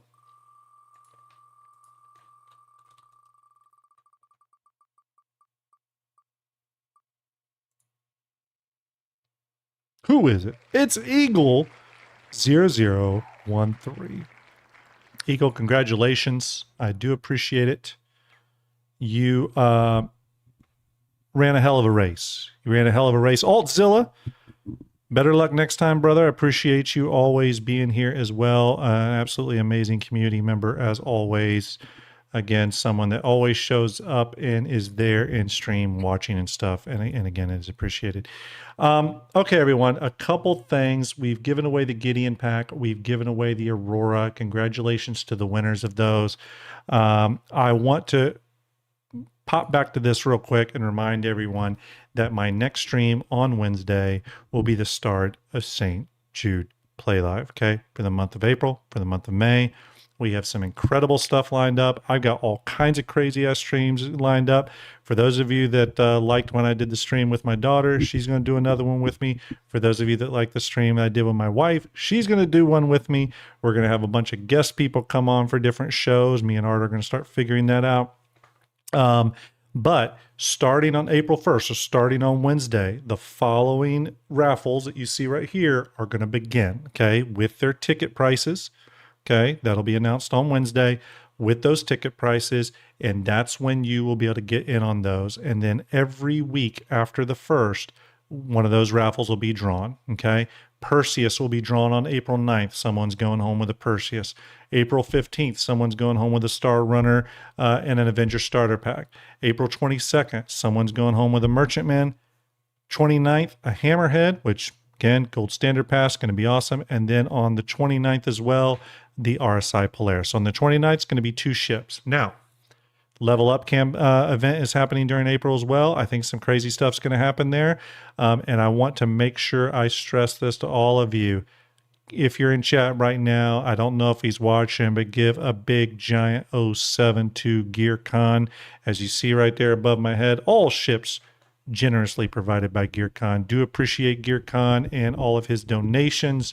that help fuel the engine for the Star Jump Play Live stuff. Okay, so big shout out to GearCon for doing that. He is an absolute legend and has been very, very generous, and we do want to make sure we thank him. Last year, we had a lot of people donate ships, and he really came through this year, so we do appreciate it. I also want to shout out James from Icon City donating a Stream Deck, and we may have a few other surprises as well. I'm going to be giving away some stuff for St. Jude as well. So again, we got some stuff. We're good on everything. Last but not least, let's give an 07 to our good old boy StarJump Ender, who's going to be doing all the back end stuff for Tiltify and St. Jude. He's been doing St. Jude for a long time, putting a lot of work, time, and effort into it. And obviously, Ender will be doing St. Jude stuff as well, in addition to balancing life's stresses right now. So everyone give Ender an 07, give GearCon an 07. They're really showing up for these kids, and I hope I can live up to that as always. Again, the goal with St. Jude is to raise money for sick kids by any means necessary. Okay, that's what we're going to do. We had a really great time tonight. I hope you all had a really great time tonight. I'll be totally honest with you. I wouldn't do this if you all weren't amazing, which you always are. So I do appreciate that. We are going to raid tonight. Who are we going to raid? I think I have who we're going to raid. We are going to raid... You know what? We're going to raid someone we have not been able to raid because the time never works out. And he's one of my favorite people, and I've been wanting to have him as a guest on for a long time. So please don't leave the stream yet. I'm going to send you over to someone that I want you to give some Star Jump power love to, okay? I want you to hit that follow when you go over there. It'll be a personal favor from me. I'm going to send you over to our boy Tree0311. Awesome dude. Has a great show, actually. He talks about some really awesome stuff. Yeah. So make sure you give Tree some love. I'm going to have him as a guest on soon. We've been wanting to do it for a long time. It's just the schedules never work out. But Art, thank you for being here today. Appreciate it. All the people that followed Boone Actual, thank you for the follow. Art, I hope you have a great rest of your week, and we'll kick off St. Jude in a crazy way. Again, it's going to be awesome, dude. Yeah, big thanks to GearCon for the ships. Again, this would not be possible without him. Very, very important there. And then, of course, thank you to StarJump Ender, who has been hustling on the St. Jude stuff for years now, and is doing so again this year, putting a lot of work in on that back end, especially with Tiltify and stuff. So big 07 to Ender, big 07 to GearCon. Let's raid Tree, give him that Star Jump love, everyone. Have a great night. Do something kind for a stranger, all that stuff. Bye, Mr. Grimm. Hudson says, appreciate you, everyone. Bye, Hudson. Bye, everybody. Have a great night. I will see you on Wednesday where things are going to get wild. Everyone, have a great night.